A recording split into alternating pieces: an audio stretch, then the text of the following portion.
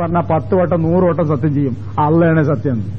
എന്നാൽ ഏതെങ്കിലും ഒരു ഷെയ്ഖിന്റെയോ വലിജിന്റെയോ പേര് പറഞ്ഞ് സത്യം ചെയ്യാൻ പറഞ്ഞാൽ അയ്യേ അത് ചെയ്യൂല. ആരെ കൂടുതൽ പേടി? അള്ളാനെ വലിജിനെ, അള്ളാനെക്കാളും പേടി വലിജിനെ. ഇത് കഥ പറയാ. എത്ര മനുഷ്യന്മാരെ കാണിച്ചാൽ നിങ്ങൾക്ക് ഈ ടൈപ്പിൽപ്പെട്ടത്? ഇവൻ ആരെയാ പേടി? അള്ളാനെക്കാള്. അള്ളാനെ അത്ര വലിയ ബേജാറൊന്നുമില്ല, സാരല്ലാന്ന് വെപ്പ്. പക്ഷേ റഹ്മാൻ ബിൽ ഗൈബ്, അള്ളാഹ്ക്ക് കൊടുക്കേണ്ട ഒരു കടപ്പാട് വിട്ടുപോയാൽ, ഒരു നേർച്ചക്കടം മറന്നാല് അത് സാരല്ല. അള്ളാഹിനോട് അങ്ങനെ നേർച്ച തരുന്നത് സാരല്ല, അസ്തഗ്ഫിറുല്ലാഹ് പറഞ്ഞ് അവസാനിപ്പിക്കാന്ന വിചാരം. അള്ളാഹ് പറഞ്ഞ നിസ്കാരം ഒരുപാട് നേരം ഒഴിവാക്കിയാൽ ഇവൻക്ക് ഒരു ബേജാറുമില്ല. നേരെ മറിച്ച് ഏതെങ്കിലും ഒരു ജാറത്തിലേക്കുള്ള തീർത്ഥയാത്ര നേർച്ച നേർന്നിട്ട് മുടങ്ങിപ്പോയാലേ ആ വീടൊന്നായിട്ട് വെപ്രാള. എന്തെടങ്ങേറ് മുസീബത്താ പഠിച്ചവനെ വരികയാണ് അല്ലേ? നമ്മളവിടെ സംസാരിച്ചു നോക്കി. എന്തേ ഒരു ബേജാറ്? അല്ലാന്ന് അവിടെ ഇന്നടത്തെ പോകാന്ന് വിചാരിച്ചിരുന്നു, നേർച്ച ചേർന്നിരുന്നു, ആ നേർച്ച കടം വീട്ടിയില്ല, ഇനിയിപ്പോ എന്തെല്ലാം ബലാല് മുസീബത്ത് ഉണ്ടാവാന്ന് അറിയില്ല. അള്ളഹാനോട് കൊടുത്ത ഒരുപാട് കരാറുണ്ട്, അതൊന്നും വീട്ടിയില്ല. മൂപ്പർക്ക് ഒരു പേടിയില്ല ആ കാര്യത്തില്. ഖുർആൻ ഉപയോഗിച്ച വാക്കുകൾക്ക് അതിന്റേതായ വിലയുണ്ട്. റഹ്മാൻ ബിൽ ഗൈബ്, ഒരു മുസ്ലിമായ മനുഷ്യൻ ഗൈബിയായ നിലക്ക് ഭയപ്പെടുന്നത് അള്ളാനെ മാത്രമായിരിക്കും, വേറൊന്നിനില്ല. അതാണ് നബി സല്ലല്ലാഹു അലൈഹി വസല്ലമ, അതാണ് സഹാബികൾ. മലക്കുകളെ പറ്റിയും ജിന്നുകളെ പറ്റിയും ഒക്കെ പറഞ്ഞു കൊടുത്തിട്ടുണ്ട്, വലിയകളെ പറ്റിയും ശ്രോതാക്കളെ പറ്റിയൊക്കെ. അവർക്ക് ആരും ഭയം ഉണ്ടായിരുന്നില്ല.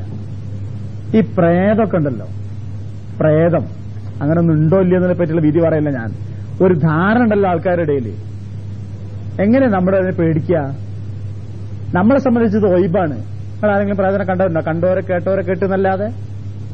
എന്നിട്ട് ഏതെങ്കിലും സ്ഥലത്ത് പ്രേതം ഉണ്ടെന്ന് പറഞ്ഞാൽ ഇഷ്ടം പോലെ സുബ്ഹാനല്ലാഹ്, പക്ഷെ അങ്ങോട്ട് ഞാനില്ല എന്ന് പറയും അല്ലേ? നമ്മൾ പേടിക്കുക. എന്തിനെ?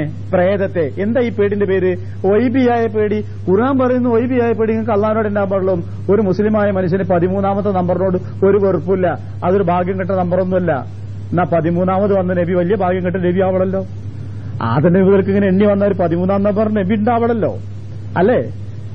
ഈ അള്ള അങ്ങനെ നിർഭാഗ്യം കെട്ട ആരാണ്ടൊക്കെയോ ചൊല്ലി പറഞ്ഞ് പ്രചരിപ്പിച്ചിട്ട് അതിന്റെ പിന്നാലെ റൂം 13 അല്ലെങ്കിൽ അത് 13 അപകടമാണ്, പ്രേതങ്ങൾ, പ്രേതബാധ, അങ്ങനെ തുടങ്ങി ഒരുപാട് കാര്യങ്ങളുണ്ട് നമ്മൾ ഇങ്ങനെ ഭയപ്പെടുന്നത്. ആ കൂട്ടത്തിലാ മറ്റേ സിഹിർ വരുന്നത്. സിഹിർ നേർക്ക് നേരെ അത് ഒയ്ബല്ല, അത് മനുഷ്യർക്ക് പഠിച്ചു മനസ്സിലാക്കാൻ പറ്റുന്ന പറഞ്ഞാൽ ഹലാലായ എന്നർത്ഥത്തിനല്ല, പഠിക്കാൻ പറ്റുന്ന ഒരു കുരുത്തം കെട്ട ഏർപ്പാടാണ്. ഒരാളൊരു ഗുരുനാഥന്റെ അടുത്ത് പോയി പഠിക്കാവുന്ന ഒരു വൃത്തികെട്ട ഏർപ്പാടാണത്. അതെന്താന്നൊക്കെ പറയാനായിട്ട് ബേജാറാണെന്നില്ല. നമ്മളെ മനസ്സെന്നൊക്കെ വളരെ ചെറിയ മനസ്സാണ് നമുക്കൊക്കെ ഉള്ളത്. അത് ഈ ഭൂമിയിലെ എന്തുമായിട്ടും പെട്ടെന്ന് പ്രതിഫലിക്കും. മരിച്ചോടത്ത് മണപ്പിക്കുന്ന ഒരു ചന്ദനത്തിരി വേറെ എവിടെയെങ്കിലും മണത്താല് മയ്യത്ത് ഓർമ്മ വരും നമുക്ക്, ഇല്ലേ? അത്രയേ ഉള്ളൂ. നമ്മള് കുട്ടിക്കാലത്ത് ഉപയോഗിച്ചൊരു ഡ്രസ്സോ ഒരു പിന്നെ അന്ന് ഉപയോഗിച്ചൊരു ഒരു സ്പ്രേയുടെ മണമോ കുറെ കാലം കഴിഞ്ഞ് മണത്താല് നമുക്ക് ആ കുട്ടിക്കാലം ഓർമ്മ, ആ മണം അന്ന് കണ്ടതാണല്ലോ എന്ന് ഓർമ്മ വരും. ഇത്രയാ നമ്മള്. ആര്യവൈദ്യശാലയിൽ നിന്നൊക്കെ കൊടുക്കാറുള്ള നാടൻ മരുന്മാർ കൊടുക്കുന്ന കുറെ മരുന്നുകളുണ്ട്. എന്തൊക്കെ വൃത്തികെട്ട നാറ്റമൊക്കെ അതിനൊക്കെ ഉള്ളതെന്ന് പറയുന്നത്. അതൊക്കെ മനുഷ്യനിൽ വ്യത്യസ്ത പ്രതികരണങ്ങൾ ഉണ്ടാക്കും, ദേഷ്യം പിടിപ്പിക്കും, സന്തോഷം ഉണ്ടാക്കും, ചൂടായവനെ തണുപ്പിക്കും, അങ്ങനെ പലതും. അതെന്താ പറഞ്ഞാൽ അത് മനുഷ്യന്റെ എല്ലാവരിലും ഒരേ മാതിരിയാവില്ല. ചിലർക്ക് അത് ഭയങ്കര ഇഷ്ടമാണെന്ന് അറിയും, മറ്റേ പറയും ഒന്ന് പൂട്ടി വെക്കണം, ഒന്ന് ആറ്റിവെക്ക്, നാറെന്ന് മണക്കുന്നതും. ഇത് മനുഷ്യന്റെ വ്യത്യസ്ത പ്രതികരണമാണ്. ഈ പ്രതികരണങ്ങൾ തലമുറകളായി പഠിച്ചെടുത്ത ആളുകള് അത് ഉപയോഗിക്കുകയും അതിന്റെ കൂടെ ഈ മനുഷ്യന്റെ മാനസികമായ ഒരു ശക്തി, അവന്റെ വിശ്വാസം ആർജിക്കാൻ വേണ്ടി ഭൂതത്തിന്റെയും ജിന്നിന്റെയും കഥ പറഞ്ഞുണ്ടാക്കുകയും ചെയ്തു. അതാണ് സിഹിറിന്റെ ഏർപ്പാട്. മാനസികമായൊരു വിഭ്രാന്തി. അത് ഖുർആൻ പറഞ്ഞല്ലോ. മൂസാ നബി അലൈഹി ഇസ്ലാമിന്റെ കാലഘട്ടത്തിന് ആളുകൾ വടിയും കയറും നിലത്തിട്ടപ്പോ നോക്കി നിൽക്കുന്ന ആളുകൾക്ക് എന്തോ ഒരു തോന്നല്, ഇത് ചലിക്കുന്ന മാതിരി തോന്നിച്ചു. എന്തിന്? മൂസാ നബി അലൈഹി ഇസ്ലാമിന് വരെ ആ തോന്നലുണ്ടായിന്ന ഖുർആൻ പറയും. അതുകൊണ്ടാണ് അദ്ദേഹം പേടിച്ചത്. എങ്ങനെ മത്സരത്തിൽ എത്രയായി ഓടി നടക്കുന്നത് തോന്നുകയാണ്. ആർക്കാ തോന്നിയെന്നറിയോ? ഇവിടെ സംഭവിച്ചത് മൂസാ നബി അലൈഹി ഇസ്ലാമിനാ. കാരണം ഖുർആൻ പറയുന്നത് അദ്ദേഹത്തിന് പേടി തോന്നി. എന്തിനാ പേടിച്ചത്? ഇത് വെറും വടിക്കഷ്ണങ്ങളും കയറുകളുമായിട്ടാണ് മൂസാ നബി അലൈഹി ഇസ്ലാമിന് തോന്നിയതെങ്കിൽ മൂസാ നബി പേടിക്കണ്ടല്ലോ, പറയാം കയറും കഷ്ണം എനിക്ക് കൂടായിട്ട് നിൽക്കണം. ഖുർആൻ പറഞ്ഞത് അദ്ദേഹത്തിന് പേടി തോന്നി. എന്നിട്ട് അള്ള പറയണത് നീ പേടിക്കേണ്ട മൂസ. അതുകൊണ്ട് എന്താ കാരണം മനസ്സിലാകുന്നത്? അവർ ചെയ്ത മാജിക് മൂസാ നബി അലൈഹി ഇസ്ലാമിനും അനുഭവപ്പെട്ടു. എന്ത് തോന്നി അദ്ദേഹത്തിന്? അതൊക്കെ ചലിക്കുന്ന മാതിരി തോന്നി. പിന്നീട് അള്ള പറഞ്ഞു വടിയിടാൻ. അത് യഥാർത്ഥമായ മാജിക് അല്ല, യാഥാർത്ഥ്യമായിരുന്നു. പാമ്പായി മാറി അവയെ വിഴുങ്ങുകയും ചെയ്തു. അപ്പൊ എത്ര ഈ തോന്നലുകൾ, തോന്നിപ്പിക്കലുകൾ ഉണ്ടായേക്കാം. ശരി, അതിൽ കവിഞ്ഞൊന്നുമില്ല. ദൂരെ ഇരുന്ന് നമുക്ക് മരണം വരുത്താനോ, ദൂരെ ഇരുന്ന് നമ്മൾക്ക് സ്നേഹമുള്ള ആളുകളെ തമ്മിൽ തെറ്റിക്കാനോ, ദൂരെ ഇരുന്ന് നമുക്ക് ആപത്തുകളും രോഗങ്ങളും വരുത്താനോ, നമ്മളെ ബിസിനസ് നശിപ്പിക്കാനോ ഒന്നും അതിനെക്കൊണ്ട് കഴിയില്ല. അങ്ങനെ ഒരു വിശ്വാസം വിശ്വസിക്കാനോട് പറഞ്ഞിട്ടുമില്ല. എന്നിട്ട് നമ്മളെ വിശ്വാസം എന്താ? എന്ത് സംഭവിച്ചാലും ആളുകൾ പറയും ആരോ ചെയ്തതായിരിക്കോ എന്നിങ്ങനെ. അങ്ങനെ ഒരു അത്താണി കിട്ടിക്കഴിഞ്ഞാൽ മനുഷ്യന് സമാധാനം എന്താ അറിയോ? പിന്നെ ചികിത്സിക്കേണ്ട, കാര്യമായിട്ട് എവിടെയും പോകും വേണ്ട, ഒന്നും വേണ്ട. കാരണം ആരോ ചെയ്തതാ, ഇനി ചികിത്സിച്ചിട്ടൊന്നും കാര്യമില്ല. എന്തെങ്കിലും എവിടെയും കൊണ്ടുപോകാത്തത്, അതാരോ ചെയ്തതാ. എന്തെങ്കിലും ബിസിനസ് നന്നാക്കാൻ മെനക്കെടാത്തത്, അതാരോ ചെയ്തതാ. എന്താ നിങ്ങളുടെ വീട്ടിലെ പിന്നെ മറ്റു ബുദ്ധിമുട്ടുകൾ തീർക്കാത്തത്, അതാരോ ചെയ്ത. ഒരു മനുഷ്യൻ അവന് നിഷ്ക്രിയനാവാൻ പറ്റിയ ഒറ്റൊരു വഴിയാണിത്. ഇവിടുത്തെ ഈ ഭയം എന്തിന്റെ ഭയാന്നറിയോ? ബിൽ ഓയിബ് ഇപ്പം കണ്ടിട്ടുണ്ടോ? ഇവന് വല്ല അനുഭവം ഉണ്ടോ? നമുക്ക് തയ്യാറാണ്. ഒരു സിഹിർ അറിയുന്ന ഒരു മനുഷ്യൻ അയാളെ വെല്ലുവിളിക്കാൻ തയ്യാറാ. എന്തിനെന്നറിയോ? അയാളെ കൊണ്ട് സമർത്ഥമായി പറ്റുമെങ്കിൽ സിഹിർ ചെയ്യട്ടെ, നമുക്ക് കാണാലോ. എന്തെങ്കിലും സംഭവിക്കുന്ന പറഞ്ഞാൽ പോരാ, ഇന്ന് സംഭവിക്കുന്ന ഇന്ന സമയത്തും ഇത് ചെയ്ത് കാണിക്കട്ടെ, അറിയാലോ. പരീക്ഷ നിന്ന് കൊടുക്കാൻ തയ്യാറാ. ഇതുവരെ ഒരു സായർമാരും ആ വെല്ലുവിളിക്ക് മറുപടി പറയാറില്ല. അവർ കേൾക്കെ തന്നെ പറഞ്ഞു നോക്കിയിട്ടുണ്ട്, വരാറില്ല. എന്തിനാ ഇതൊക്കെ സംസാരിച്ചറിയങ്ങള്? നമുക്ക് വൈബിയായ ഉപകാരം ചെയ്യാനും ഉപദ്രവം ചെയ്യാനും പറ്റുന്ന ഒരു ശക്തിയുണ്ട്, റബ്ബുൽ ആലമീനായ നാഥൻ മാത്രം. അവനെ മാത്രം നമ്മൾ ഭയപ്പെട്ട് ജീവിക്കുക. എങ്കിൽ കേൾക്കുന്ന ആയത്തിനൊക്കെ അർത്ഥം ഉണ്ടാവും, അത് ഉപകാരപ്പെടുകയും ചെയ്യും. അള്ളാന്റെ സന്തോഷ വാർത്ത കേൾക്കുന്നാല് മഗ്ഫിറ ഫബശ്ശിർഹു. ഈ തരത്തിൽപ്പെട്ട ആളുകളില്ലേ, നമ്മളതാ നോക്കിയാൽ മതി. ആര് മനിത്തബ ദിക്റ, അള്ളാന്റെ രായത്ത് ചൊല്ലിത്തന്നിട്ട് ഇതാ ഉണ്ട് എന്ന് പറഞ്ഞാൽ അത് സ്വീകരിക്കാൻ സന്നദ്ധതയുള്ള മനുഷ്യൻ, വൈബിയായ നിലക്ക് അള്ളാനെ മാത്രം പേടിക്കാൻ പോണ മനുഷ്യന് അള്ളാന്റെ ഓഫർ എന്താണെന്നറിയോ? സന്തോഷം അറിയിക്കവനെ ബി മഗ്ഫിറത്തിൻ, പാപം പുറത്തുതരാൻ, വ അജ്റിൻ കരീം, മാന്യമായ പ്രതിഫലവും നൽകാമെന്ന് സന്തോഷവാർത്ത അറിയിച്ചേക്കും. ഇത് അള്ളാന്റെ വാഗ്ദാന. എങ്കിൽ പിന്നെ ദിക്ർ സ്വീകരിക്കാൻ തന്നെയുള്ള ആൾക്കാർ, അള്ളാനെ മാത്രം വൈബിയായ നിലക്ക് പേടിക്കാനും തീരുമാനിക്കുന്ന ആൾക്കാർ എപ്പോഴും സന്തോഷത്തോടെ ഇരിക്കുക, അള്ള കൂടെയുണ്ട് എന്ന സമാധാനം. ബാക്കി ഇന്നാ നഹ്നു നുഹ്യിൽ മൗത വനക്തുബു മാ ഖദ്ദമു വആസാറഹും വകുല്ല ശൈഇൻ ഹസൈനാഹു ഫീ ഇമാമിൻ മുബീൻ. ഇന്ന, തീർച്ചയായും നാം, നഹ്നു നാം തന്നെയാണ്. നഹ്നു എന്ന വാക്കിന്റെ അർത്ഥം നാം തന്നെയാണ്. അപ്പോ രണ്ടാം പ്രാവശ്യം ആവർത്തിക്കുമ്പോ തന്നെ എന്നർത്ഥം കിട്ടും. നാം തന്നെയാണ് നുഹ്യി, ജീവിപ്പിക്കുന്നത്, അൽ മൗത, മരിച്ചുപോയവരെ ജീവിപ്പിക്കുന്നത്. വനക്തുബു, നാം എഴുതിവെക്കും, മാ ഖദ്ദമു, അവർ ചെയ്തതൊക്കെ. ഖദ്ദമ, പ്രവർത്തിച്ചു. വ ആസാറഹും, അതിന്റെ അനന്തര ഫലങ്ങളും എഴുതിവെക്കും. ആസാർ, ഫലങ്ങൾ. പ്രവർത്തനങ്ങളും നാം രേഖപ്പെടുത്തുന്നു, പ്രവർത്തന ഫലങ്ങളും നാം രേഖപ്പെടുത്തുന്നു. പിന്നെ വകുല്ല ഷൈഇൻ, എല്ലാം, അഹ്സൈനാഹു, നാം ക്ലിപ്തപ്പെടുത്തി എഴുതി വെച്ചിട്ടുണ്ട്. കണിശമായി കൃത്യമായി എഴുതി വെച്ചു. അഹ്സൻ എന്നാൽ കണക്കാക്കി വെച്ചു, ക്ലിപ്തപ്പെടുത്തി വെച്ചു. ഫി ഇമാമിൻ, ഒരു ഗ്രന്ഥത്തിൽ, മുബീൻ, വ്യക്തമായ ഒരു ഗ്രന്ഥത്തിൽ. ഇമാം എന്ന വാക്ക് വ്യത്യസ്ത അർത്ഥങ്ങൾക്ക് ഉപയോഗിക്കുന്ന വാക്കാണ്, നിങ്ങൾക്കറിയാലോ. ഇവിടെ ഉദ്ദേശിക്കുന്നത് പ്രധാന ഗ്രന്ഥം, മൂലഗ്രന്ഥം എന്നൊക്കെയാണ് അർത്ഥം. ഒരു പ്രധാന ഗ്രന്ഥത്തിൽ ഇമാം ഇവിടെ ഉദ്ദേശിക്കുന്നത് വ്യക്തമായ ഒരു പ്രധാന ഗ്രന്ഥത്തിൽ, ഒരു ഏടിൽ നാം ഇതൊക്കെ കണിശമായി എഴുതി വെച്ചിട്ടുണ്ട്. എന്തൊക്കെയായി? നമ്മളാണ് മരിച്ചവരെ ജീവിപ്പിക്കുന്നത്, അവരുടെ പ്രവർത്തനങ്ങളും അതിന്റെ അനന്തര ഫലങ്ങളും നാം രേഖപ്പെടുത്തി വെക്കുന്നു. എല്ലാം വ്യക്തമായൊരു മൂലഗ്രന്ഥത്തിൽ നാം രേഖപ്പെടുത്തി വെക്കുകയും ചെയ്തിരിക്കുന്നു. എന്താ സംഗതി? അള്ളാനെ മാത്രമേ ഗൈബിയായി പേടിക്കാൻ പാടുള്ളൂ എന്ന് പറഞ്ഞു വെച്ചപ്പോ അതിനുള്ള യോഗ്യത എന്താണ് അള്ളാഹ്ക്ക്? അതിനുള്ള അർഹത എന്താണ്? അതിനുള്ള അർഹത മരിച്ചവരെ ജീവിപ്പിക്കാൻ കഴിയാന്നുള്ളത് അവന്റെ മാത്രം കഴിവാണ്. പിന്നെ ഈ പ്രവർത്തനങ്ങളും അതിന്റെ അനന്തര ഫലങ്ങളും കണക്കുകൂട്ടാനും അത് രേഖപ്പെടുത്താനും കഴിയുന്നവൻ അവനാണ്. അതാണ് ആയത്തുകൾ തമ്മിലുള്ള ബന്ധം. എന്താ ഒരു അവ്യക്തമൊന്നുമില്ലല്ലോ. വെച്ചാല് എന്താണ് അള്ളാനെ മാത്രമേ ഗൈബിയായി ഭയപ്പെടാൻ പാടുള്ളൂ എന്ന് പറയാൻ കാരണം? നമ്മളാണ് മരിച്ചവരെ ജീവിപ്പിക്കാൻ സാധിക്കുന്നവൻ.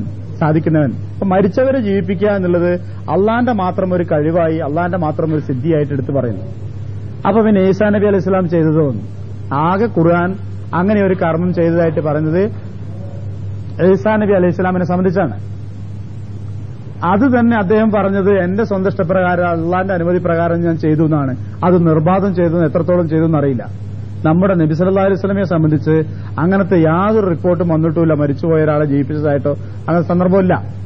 അങ്ങനത്തെ അത് നബിയുടെ ഒരു പോരായ്മയല്ല. അള്ളാഹ് മുഅ്ജിസത്തുകൾ ഓരോ നബിമാർക്കും അവരുടെ കാലഘട്ടവും സന്ദർഭം അനുസരിച്ച് മാറി മാറി കൊടുക്കുക ചെയ്തു.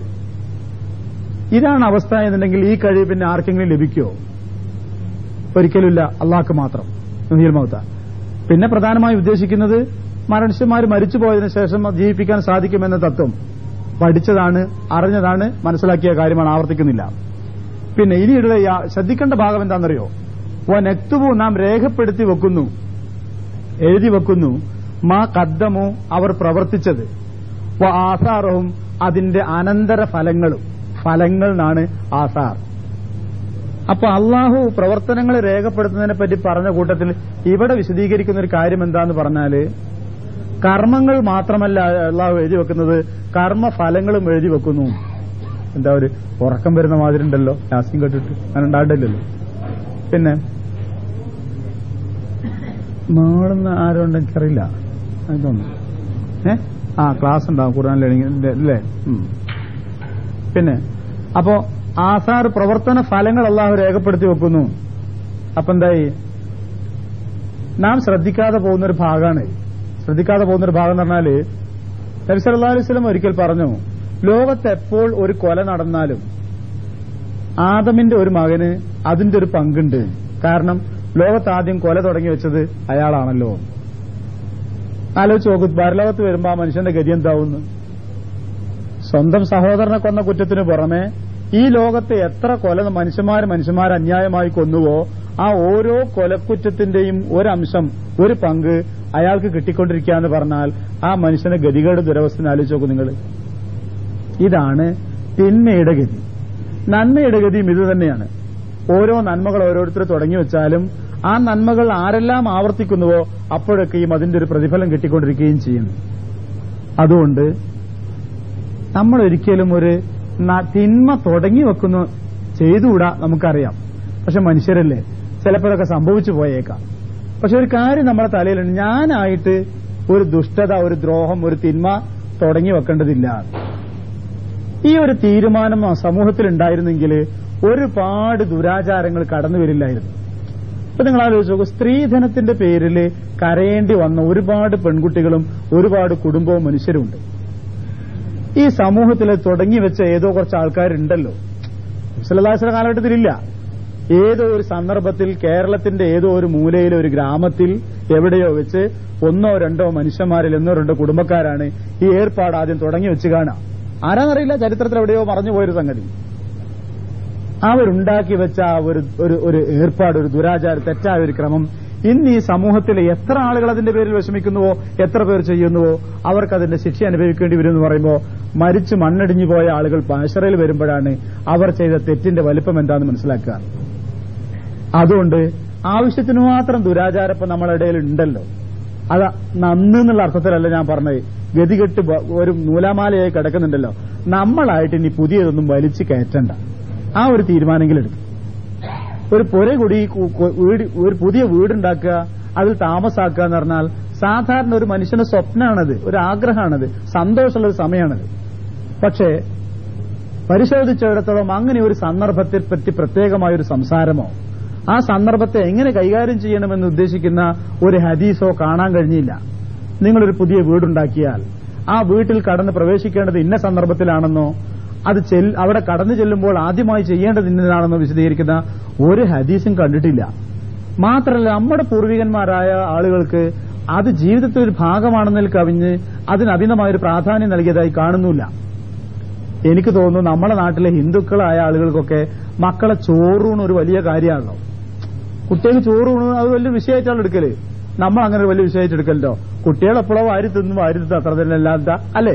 അതിൽ കവിഞ്ഞ് മോന്റെ ചോറൂണും മോളെ ചോറൂണും നമുക്കൊരു പ്രശ്നമല്ല. അതേമാതിരി വീട് എപ്പോഴാ കൂടിയിരുന്ന രാത്രിയാണെങ്കിൽ രാത്രി, രാവിലെ ആണെങ്കിൽ രാവിലെ, ഉച്ചക്കാണെങ്കിൽ ഉച്ചക്ക്, അല്ലാതെന്താ അവിടെ പോയിട്ട് പാലാ കിട്ടിയെങ്കിൽ പാല്, ചായ ആണെങ്കിൽ ചായ, കഞ്ഞിവെള്ളം തിളപ്പിക്കാനാണെങ്കിൽ കഞ്ഞിവെള്ളം, അല്ലാതെ എന്താ അതിൽ കവിഞ്ഞൊന്നുമില്ല. പക്ഷെ നോക്കൂ നിങ്ങൾ സമൂഹത്തിന്റെ പോക്ക്. അന്ന് സുബൈക്ക് പോകൂല, അല്ലാത്തപ്പോ പോയില്ല എന്നുള്ളതല്ല, അന്ന് സുബൈക്ക് പോകില്ല, അന്ന് എല്ലാവരും കൂടി ഇവിടെ സുബൈക്കാ വീട്ടിൽ കിടക്കല്. ഒരിക്കലും നബി സല്ലല്ലാഹു അലൈഹി വസല്ലം പറയില്ല എന്ന് ഉറപ്പല്ല നിങ്ങൾക്ക്. നിങ്ങൾ പുതിയ വീടുണ്ടാക്കിയ ഒരു അനുഗ്രഹമുള്ള ഒരു ദിവസം എല്ലാവരും കൂടി ബാപ്പയും മക്കളെല്ലാം കൂടി പള്ളിക്ക് പോയി നിസ്കരിച്ച് വന്നിട്ട് വീട്ടിൽ കിടക്കാൻ തന്നാൽ ഓക്കെ, നമുക്ക് മനസ്സിലാക്കാൻ പറ്റുന്നുണ്ട്. അന്ന് പള്ളിയിൽ പോകാതെ സുബൈന്റെ നേരത്തെ ഇവിടെ കിടക്കാന്ന് പറഞ്ഞാൽ ചിലര് കൂട്ടവാങ്ക് കൊടുക്കണം. മനുഷ്യന്മാരൊന്നായിട്ട് വാങ്ങ് കൊടുത്ത് തമാശ പറയാം, ഞാൻ കൂട്ടവാങ്ക് ഖുർആൻ എന്താ ചെയ്യേണ്ടി എന്നറിയാതെ എന്തൊക്കെയോ ചെയ്തു കൂട്ടുന്നൊരവസ്ഥ.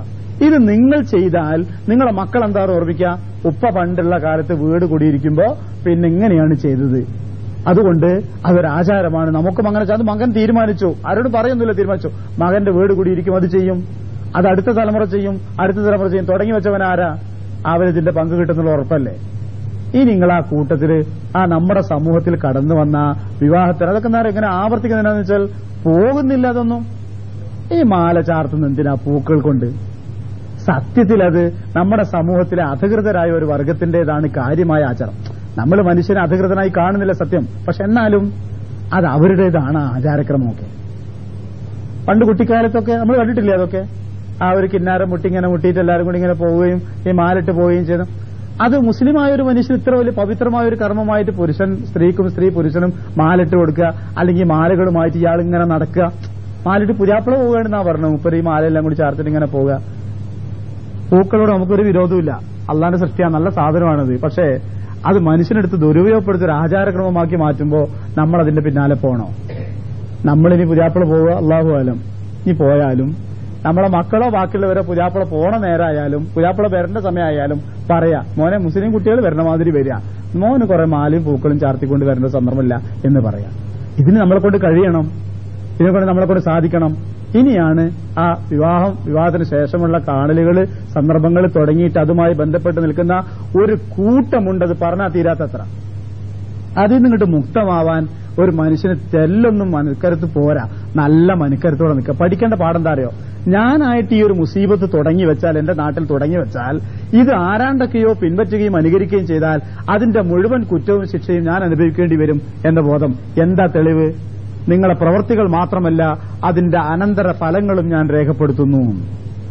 ഇതുപോലെ തന്നെയാണ് പുണ്യകർമ്മങ്ങൾ ചെയ്തു വെച്ച മനുഷ്യന്മാർക്കും. നമ്മുടെ നാട്ടിലൊക്കെ ഇങ്ങനെ നടന്നു പോകുമ്പോൾ ഈ അത്താണികളില്ല, എന്താ ഓരോ നാട്ടിലും പറയാം, ചുമട് താങ്ങികൾ അല്ലെ, അതൊക്കെ ഉണ്ടാക്കി വെച്ച കുറെ പൂർവികരായ കുറെ മനുഷ്യന്മാരുണ്ട്. മുസ്ലിങ്ങളും അല്ലാത്തവരും ചെയ്ത് കാണും.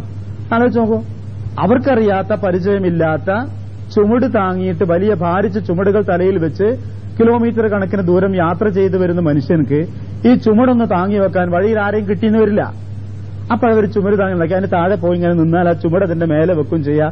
അപ്പുറത്തൊരു കിണറോ മറ്റോ ഉണ്ടാവും, വെള്ളം കുടിച്ചൊരു മരവും നട്ടുപിടിപ്പിച്ച് അതിന്റെ ചോട്ടിൽ വിശ്രമിക്കുക. അല്പസമയം വിശ്രമിച്ച് ആരുടെയും സഹായം ഇല്ലാതെ അയാൾക്ക് തന്നെ തലയിലെടുത്തിട്ട് കയറി പോകാൻ പറ്റുന്നൊരു സംവിധാനം അതുണ്ടാക്കി വെച്ചൊരു മനുഷ്യന്റെ മനസ്സിന്റെ വികാരം നിങ്ങൾക്ക് മനസ്സിലാകുന്നുണ്ടോ?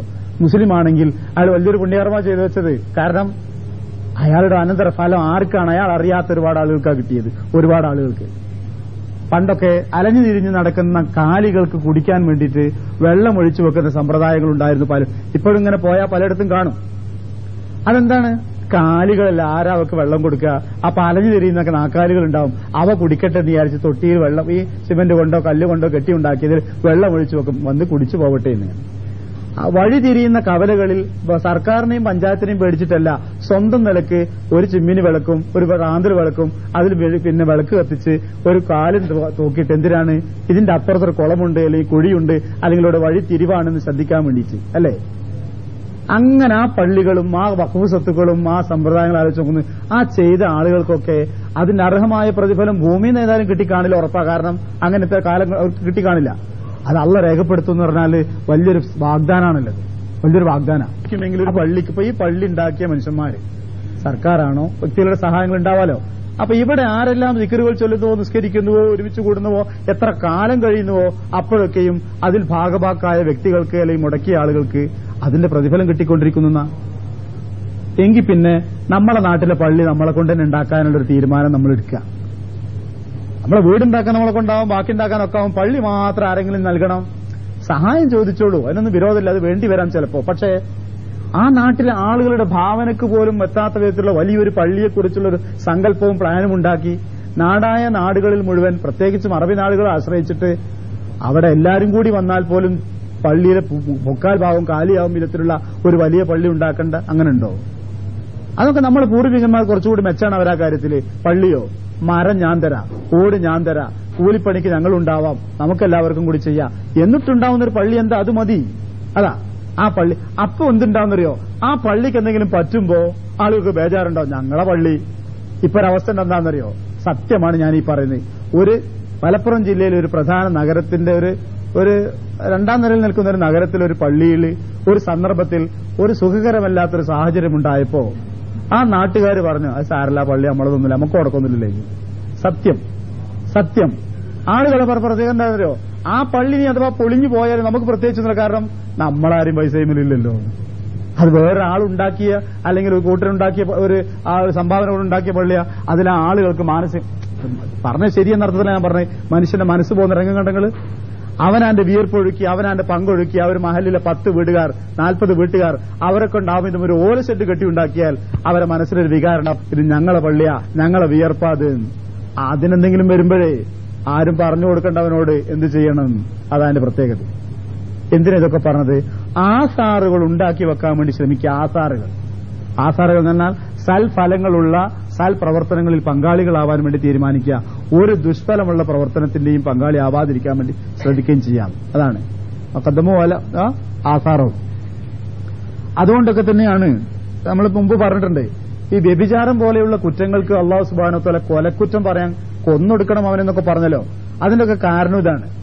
ആ മനുഷ്യനൊക്കെ ചെയ്ത ദുഷ്ടതയുടെ അനന്തര ഫലം അവനെ 4 മാസം ജയിലിലിട്ടുകൊണ്ടൊന്നും തീരൂല. അതങ്ങനെ വർണ്ണിച്ചു നോക്കൂ നിങ്ങൾ. ആ പുരുഷന്റെ, ആ സ്ത്രീയുടെ, കുടുംബത്തിന്റെ, ആ ജനിക്കുന്ന കുട്ടിയുടെ ജീവിതാവസാനം വരെ അനുഭവിക്കേണ്ടി വരുന്ന ഒരു നീണ്ട മനോവിഷമത്തിന്റെ ചിത്രമുണ്ട്. അത് സാധാരണഗതിയിൽ ഒരു നിയമത്തിനൊന്നും ഒരു ശിക്ഷ കൊടുത്ത് അവസാനിപ്പിച്ച ആ മനോവിഷമം തീരൂല. ഉപ്പ ആരാന്ന് ചോദിച്ചാലേ ആ പെണ്ണിന്റെ സഹോദരികളുടെ കുടുംബത്തിന്റെ ഉപ്പ, ആ പെണ്ണിന്റെ ഉപ്പ, ആ നീണ്ടു കിടക്കല്ലേ അവരനുഭവിക്കേണ്ടി വരുന്ന ആ മനോവിഷമത്തിന്റെ കഥ. അതുകൊണ്ടാണ് ഖുർആൻ എന്ത് പറഞ്ഞത്? ഇത്തരത്തിലുള്ള ദുഷ്ടന്മാർ ജീവിച്ചിരിക്കാൻ അർഹരല്ല, അവർ പോവട്ടെ എന്ന് പറയാനും കാരണം.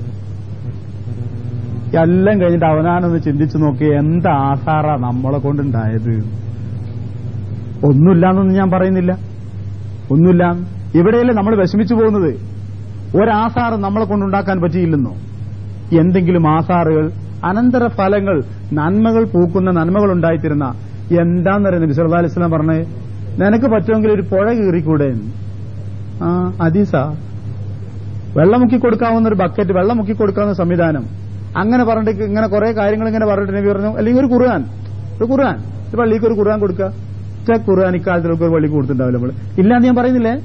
നമ്മൾ ആലോചിച്ച് നോക്കുക നമ്മുടെ അവസ്ഥ. നമ്മൾ എപ്പോഴാണ് കാത്തിരിക്കുന്നത്? ഇനി ഒരു ഖുർആൻ എവിടെന്നെങ്കിലും വാങ്ങിച്ച് അന്നേരം നമ്മൾ വെറുതെ നടക്കും. എന്ത് സാധനം നമ്മൾ കാശെടുത്ത് വാങ്ങും? ഖുർആൻ മാത്രം. ആലോചിച്ച് നോക്കും നിങ്ങൾ. നമ്മൾ പോയ പോക്ക്. ഖുർആൻ അങ്ങനെ ഉണ്ടോ? ഖുർആൻ വെറുതെ കൊടുക്കുന്നവർ നൽകുന്നത് സ്വീകരിച്ചോളൂ. പക്ഷെ ഖുർആൻ കാശ് കൊടുത്ത് വാങ്ങിക്കൂടാന്നേ പറഞ്ഞത്. ഒരു ഖുർആൻ കാശ് കൊടുത്ത് വാങ്ങി ഈ പള്ളിയിൽ ഇരിക്കട്ടെ, ആരും ബോധ്യപ്പെടുത്തണം, ആരോടും പറയും വേണ്ട. പള്ളിയിൽ വന്നു വെച്ചാൽ മതി. ഖുർആൻ പിടിച്ച് അങ്ങനെ പള്ളിയിൽ പോയിട്ട് അവിടെ വെച്ചങ്ങ് പോയച്ചാൽ മതി.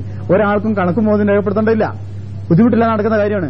അങ്ങനെ എന്തെല്ലാം അത് ആരെങ്കിലുമൊക്കെ ഇരുന്ന് ഓതുകയോ പഠിക്കുകയോ ഒക്കെ ചെയ്യുമ്പോൾ അതിന്റെ ആസാറുകൾ നമുക്ക് ലഭിക്കുന്നുവല്ലോ. ആ അർത്ഥത്തിൽ ആസാറുകൾ കിട്ടാവുന്ന എന്തെങ്കിലുമൊക്കെ വലിയ പ്ലാനും പദ്ധതിയും ഒക്കെ തലയിൽ വെച്ചിട്ട് നടന്നില്ലാതെ വരും. സാധ്യമാകുന്നത് എന്താ? ആ ആസാറുകൾ ഉണ്ടാക്കി വെക്കാൻ വേണ്ടി ശ്രമിക്കാന്നാ. അതിലൊരു വലിയ കാര്യമാണ് മക്കൾ, സന്താനങ്ങൾ. അത് പറഞ്ഞു അറിയാലോ. നമ്മളൊക്കെ മരണപ്പെട്ടു പോയാലും നമ്മളെ മക്കൾ നല്ലവരായി ജീവിക്കുന്നുണ്ടെങ്കിൽ അവർ ചെയ്യുന്ന പുണ്യകർമ്മത്തിന്റെ പ്രതിഫലം നമുക്ക് കിട്ടിക്കൊണ്ടിരിക്കുമ്പോൾ ആളുകളും പറയും, ആരതാണ് മോൻ ആ മരിച്ചുപോയ എന്നാളുടെ കൺ? എന്തായാലും അയാൾ ചെയ്തൊരു വലിയ ഹൈറായി എന്ന് തോന്നും, അല്ലേ? ഖത്തർ ഗവൺമെന്റിനൊക്കെ പലപ്പോഴും പല സമീപനങ്ങളെ പറ്റി വിഷമം തോന്നാറുണ്ടെങ്കിലും അൽ ജസീറ എന്നൊരു ചാനൽ ഉണ്ടാക്കാൻ അവർക്ക് തോന്നി ആ ഒരു തോന്നലുണ്ടല്ലോ.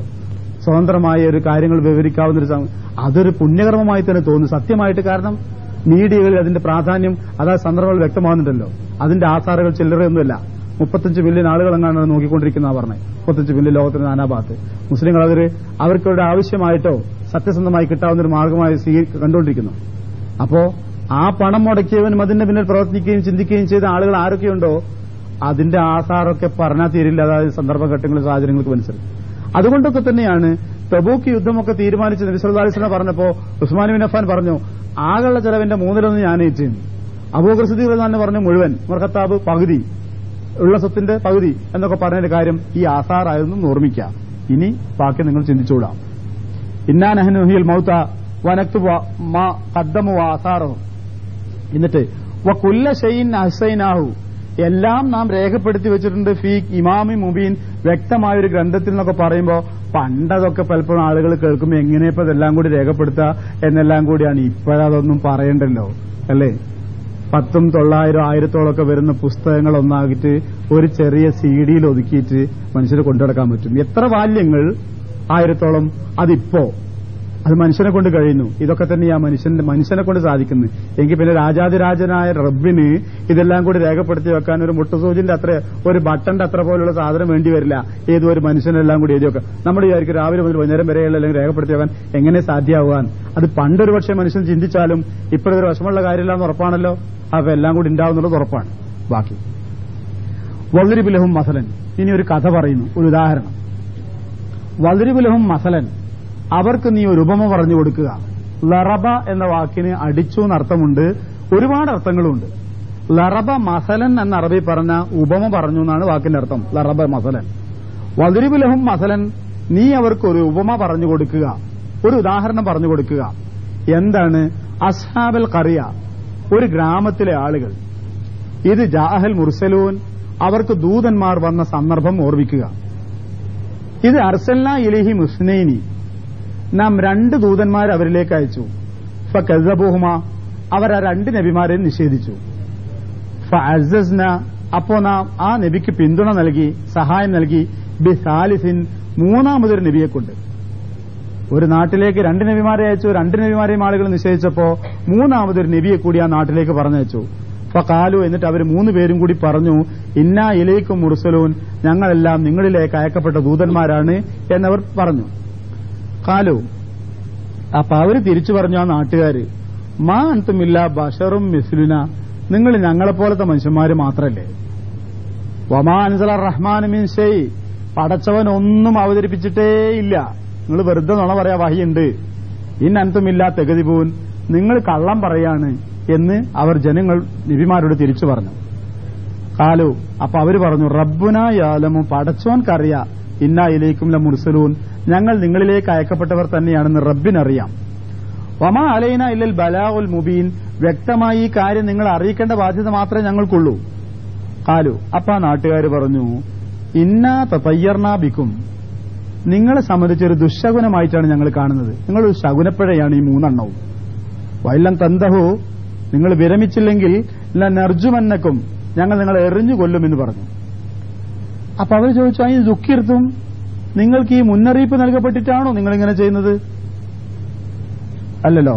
അസ്തഗ്ഫിറുല്ലാ. പല യമസ്സന്നക്കും മിന്ന അദാബുൻ അലീം, നിങ്ങൾക്ക് ഞങ്ങളിൽ നിന്ന് വേദനിപ്പിക്കുന്ന ശിക്ഷ ലഭിക്കുകയും ചെയ്യുമെന്ന് അവർ പറഞ്ഞു. നാട്ടുകാർ നബിമാരോട് പറഞ്ഞു, എറിഞ്ഞു കൊല്ലും, ശിക്ഷയുണ്ടാവുന്നു. ഖാലു, അപ്പൊ അവര് പറഞ്ഞു, നബിമാര് പറഞ്ഞു, തായുറുക്കും വാഴക്കും, നിങ്ങളെ ശകുനപ്പിഴ നിങ്ങളെ കൂടെ തന്നെ ഉണ്ട്, അത് വേറെ ആരെ പറ്റിയും പറയേണ്ടയില്ല. അതിന് ദുഃഖീർത്തും, നിങ്ങൾക്ക് മുന്നറിയിപ്പ് നൽകപ്പെട്ടിട്ടാണോ ഇങ്ങനെ? ബല്ലൻതും ഖൗമും മുസ്രിഫൂൻ, നിങ്ങൾ അമിതം പ്രവർത്തിക്കുന്ന ഒരു നാട്ടുകാർ തന്നെയാണ് കേട്ടോ എന്ന് പറഞ്ഞു. വജാഅ മിൻ അഖ്സൽ മദീനത്തി റജുലുൻ, അപ്പോ ആ നഗരത്തിന്റെ അങ്ങേ അറ്റത്ത് നിന്ന് ഒരാൾ വന്നു, ഓടിക്കൊണ്ട് വന്നിട്ട് കാല, അയാൾ പറഞ്ഞു, യാ ഖൗമി ഇത്തബിഉൽ മുർസലീൻ, ജനങ്ങളെ നിങ്ങൾ ദൂതന്മാരെ പിൻപറ്റണമെന്ന് ദൂരെ നിന്ന് ഓടി വന്ന ഒരു മനുഷ്യൻ പറഞ്ഞു. ഇത്തബിയു, നിങ്ങൾ ഇവരെ പിൻപറ്റുക. എന്തുകൊണ്ട്? മല്ല യസ്അലുക്കും അജ്റ, നിങ്ങളോടൊരു കൂലിയും ചോദിക്കാത്തവരെ. വഹും മുഹ്തദൂൻ, അവർ സച്ചരിതരുമാണല്ലോ, നന്നായി ജീവിക്കുന്നവരുമല്ലേ, പിൻപറ്റുക എന്ന് പറഞ്ഞു. വമാലിയല അബ്ദു, ഞാൻ എങ്ങനെ പിൻപറ്റാതെ ആരാധിക്കാതിരിക്കും? അല്ലദീ ഫതറനി, എന്നെ സൃഷ്ടിച്ചവനെ. വൈലൈഹി തുർജഊൻ, നിങ്ങളൊക്കെയും അടക്കപ്പെടുകയും ചെയ്യുന്നത് ഏതൊരു റബ്ബാണോ ആ റബ്ബിനെ എങ്ങനെ ആരാധിക്കാതിരിക്കും എന്നും അയാൾ പറഞ്ഞു. അത്തഖിദു മിൻ ദൂനിഹി ആലിഹ, ആ ഏകനായ റബ്ബിനെ വിട്ടിട്ട് വേറെ ആരാധ്യന്മാരെ ഞാൻ സ്വീകരിക്കുകയോ? ഈ യുരിദിനി റഹ്മാനി ബി ദുർരിൻ, എനിക്കൊരു ദ്രോഹം അള്ളാഹു തീരുമാനിച്ചാൽ, ലാ തോന്നി അന്നീ ശഫാഅത്തും ചെയ്യ, ഇവരുടെയൊന്നും ശുപാർശ കൊണ്ട് ഒരു പ്രയോജനവും ഉണ്ടായില്ല. വലാ യുൻഖിദൂൻ, അവർക്കൊന്നും എന്നെ രക്ഷിക്കാനും കഴിയില്ല. ഇന്നി ഹിദല്ല ഫീ ദലാലിൻ മുബീൻ, അങ്ങനെ ഞാൻ വിശ്വസിച്ചാലോ ഞാൻ വ്യക്തമായ ദുർമാർഗത്തിലാണ് താനും. ഇന്നി ആമൻതു ബി റബ്ബിക്കും, ഞാൻ നിങ്ങളെ രക്ഷിതാവിനെ വിശ്വസിച്ചവനാണ്. ഫസ്മഊൻ, നിങ്ങൾ ഞാൻ പറയുന്നത് കേൾക്കുക എന്നൊക്കെ ആ വന്ന മനുഷ്യൻ ഈ നാട്ടുകാരോട് പറഞ്ഞു. എന്നിട്ട് എന്തുണ്ടായി? ഖീല, പറയപ്പെട്ടു ഈ മനുഷ്യനോട്, ഖീല ദുഖുലിൽ ജന്ന, സ്വർഗത്തിൽ പ്രവേശിച്ചോളൂ എന്ന് പറയപ്പെട്ടു. ഖാല, അന്ന് അദ്ദേഹം അന്നേരം പ്രതികരിച്ചു, യാ ലൈത ഖൗമി യഅലമൂൻ, എന്റെ ജനത മനസ്സിലാക്കിയിരുന്നെങ്കിൽ, ബിമാ ഗഫറലി റബ്ബി, എനിക്ക് പുറത്തു തന്നില്ലേ എന്റെ നാഥൻ, വജാലനി മിനൽ മുകറമീൻ, ആദരിക്കപ്പെടുന്നവരെ കൂട്ടത്തിൽ ഉൾപ്പെടുത്തുകയും ചെയ്തില്ലേ എന്ന് അയാൾ പ്രതികരിക്കുകയും ചെയ്തു. എവിടെയാണ് എന്നാണ് സംഭവം എന്ന് പറയാതെ ഒരു നാട്ടിലേക്ക് 3 നബിമാരെ നിയോഗിച്ചുണ്ടായ ഒരു അനുഭവത്തെ നബി സല്ലല്ലാഹു അലൈഹി വസല്ലമയുടെ മുന്നിൽ വിശദീകരിക്കുകയാണ് ഖുർആൻ നമ്മുടെ മുമ്പിൽ. എന്താ ഉദ്ദേശം? സമാധാനിപ്പിക്കലാണ്. ഇവിടെ മക്കയിൽ നബി സല്ലല്ലാഹു അലൈഹി വസല്ലം തനിച്ചേ ഉള്ളൂ പ്രബോധനത്തിന്. എന്നിട്ട് ഈ ആളുകൾ സ്വീകരിച്ചില്ല. നബിയോട് ഖുർആൻ പറയാണ്, ഒരാളോ മൂന്നാളോ ഒരുമിച്ച് മെനക്കെട്ടിട്ട് നന്നാവാത്ത ആൾക്കാരുണ്ട്. പോരാത്തതിന് ഒരു അന്യനാട്ടുകാരനായ ഒരാൾ അവരെ അരികത്ത് വന്നിട്ട് നന്നാവണമെന്ന് പറഞ്ഞു നോക്കുക കൂടി ചെയ്തു, നബി അല്ലെങ്കിലും നാലാമതൊരാൾ കൂടി. എന്നിട്ടും മനുഷ്യന്മാർ സ്വീകരിച്ചിട്ടില്ല. പിന്നെ നിങ്ങൾ എന്തിനത്ര വിഷമിക്കുന്നത്? സാരല്ല, ഈ സാരല്ല നമുക്കൊക്കെ ബാധകമാണ്. ഒരുപാട് തവണ പറഞ്ഞു നോക്കും നമ്മൾ ചില ആളുകളോടൊന്ന് നിസ്കരിക്കടോ എന്ന്. എല്ലാ വർത്താനമൊക്കെ പറയും, മുസ്ലിങ്ങളെ പ്രയാസങ്ങളെ പറ്റിയും ദുരിതങ്ങളെ പറ്റിയും ബുദ്ധിമുട്ടിനെ പറ്റിയൊക്കെ ഇയാൾ പറയുന്നത് കേട്ടാൽ, അതിനുവേണ്ടി ഇയാൾ മുദ്രാവാക്യം പോസ്റ്ററും ഒട്ടിക്കുന്നതൊക്കെ കണ്ടാൽ നമുക്ക് തോന്നുന്നു ഇയാളില്ലെങ്കിൽ മുസ്ലിം സമുദായം നിലനിൽക്കൂലാണ്. പക്ഷെ നിസ്കരിക്കാൻ വിളിച്ചാല് മൂപ്പർക്ക് തീരെ ഇതിന് നേരണ്ടാവില്ല, ആ ശീലത്തിലേക്ക് വരില്ല. ഇങ്ങനത്തെ എത്ര സമുദായ സ്നേഹികളെ കാണും നമുക്ക്. എത്ര പറഞ്ഞാൽ ഇതൊക്കെ തന്നെയാണ് സക്കാത്തിന്റെ കാര്യം പറഞ്ഞാലും നോമ്പിന്റെ കാര്യം പറഞ്ഞാലും ഹജ്ജിന്റെ കാര്യമൊക്കെ പറഞ്ഞാല് അത് ഉൾക്കൊള്ളാനും സ്വീകരിക്കാനും തയ്യാറില്ലാത്തൊരു തരം അവസ്ഥ. അന്നേരം പറച്ചിൽ നിർത്തണമെന്നാ നിർത്തിക്കൂടാന്നാ ഈ പറയുന്നത്. പറഞ്ഞു നിർത്തിക്കൂടാന്ന്. നമ്മൾ പിന്നെയും പിന്നെയും പറഞ്ഞുകൊണ്ടേയിരിക്കുക, ഉപദേശിച്ചുകൊണ്ടേയിരിക്കുക, തെറ്റുകൾക്കെതിരെ പ്രതികരിക്കുക, നന്മകൾ പ്രചരിപ്പിക്കുകയും ചെയ്യാം. അത് സ്വീകരിക്കാൻ ഒരു മനുഷ്യന് തോന്നുന്ന ഒരു സമയം പ്രത്യേകമായൊരു സന്ദർഭമാണ്. നമ്മൾ കാണാറുണ്ട് ചില ആളുകളെ, തീരെ പള്ളിയുമായിട്ടൊന്നും ബന്ധമില്ലാത്ത ചില ആളുകൾ കാണാം. പിന്നെ ഇങ്ങനെ പെട്ടെന്ന് ഏതോ ഒരു സമയത്ത് ഏതോ ഒരു സന്ദർഭത്തിൽ അയാളിൽ എന്തോ ഒരു അനുഭവം, ജീവിതത്തിൽ ഏതോ ഒരു അത് പറഞ്ഞുകൂടെ എന്താണെന്ന്. ഓരോ ആളുകൾക്കും വ്യത്യസ്തമാണത്. ചിന്ത മാറുകയാണ്. എന്നിട്ട് എല്ലാം ഉപേക്ഷിച്ച് എല്ലാം നിർത്തിയിട്ട് അയാള് ഒരു നല്ല മനുഷ്യനായി മാറുന്ന സാഹചര്യം വരാറുണ്ട്. അതിന് കാരണക്കാരനായവനോ ഈ മനുഷ്യനാ. വിടാതെ, മടി കൂടാതെ, ദേഷ്യം പിടിക്കാതെ, നീ പോടാ എന്ന് പറഞ്ഞ് മാറ്റി ആട്ടി അകറ്റാതെ പിന്നെയും പിന്നെയും ആ മനുഷ്യന്റെ പിന്നാലെന്നുകൊണ്ട് അവന് നന്മ ഉപദേശിച്ച മനുഷ്യൻ. ഇതാണ് ഇവിടെയുള്ളത്. മൂന്നാൾക്കാർ നമ്മളൊക്കെ പറഞ്ഞിട്ട് സാരല്ല, നമ്മളെക്കാളും വലിയ നബിമാര് പറഞ്ഞിട്ട് പലപ്പോഴും ആളുകൾക്ക് സ്വീകരിക്കാൻ മനസ്സുണ്ടായില്ല. പിന്നെയല്ലേ ഞങ്ങളെ നാട്ടിലൊക്കെ ഞങ്ങൾ പോയി പറഞ്ഞിട്ട് എന്ത് ചെയ്യാനാ, എല്ലാ വേണ്ടാത്തവരും അതേമാതിരി നിലനിൽക്കുന്ന, ഒന്നും മാറുന്നില്ല എന്ന് വിഷമിക്കേണ്ടയില്ല. പറയാ, ആളുകൾ കേൾക്കട്ടെ. അത് കേൾക്കുന്നവരെ കൂട്ടത്തിൽ ആരെങ്കിലും ഒക്കെ അത് ചിന്തിക്കാനും പിന്നെ ഇഷ്ടപ്പെടാനുണ്ടായെന്ന് വരാലോ. അവസാനം അയാളോട് പറഞ്ഞു നീ സ്വർഗത്തിൽ പ്രവേശിച്ചോളൂ. അതിന്റെ അർത്ഥം എന്താണെന്നറിയോ? അയാളെ ആളുകൾ കൊന്നൂന്ന് ഖുർആൻ പറഞ്ഞില്ല.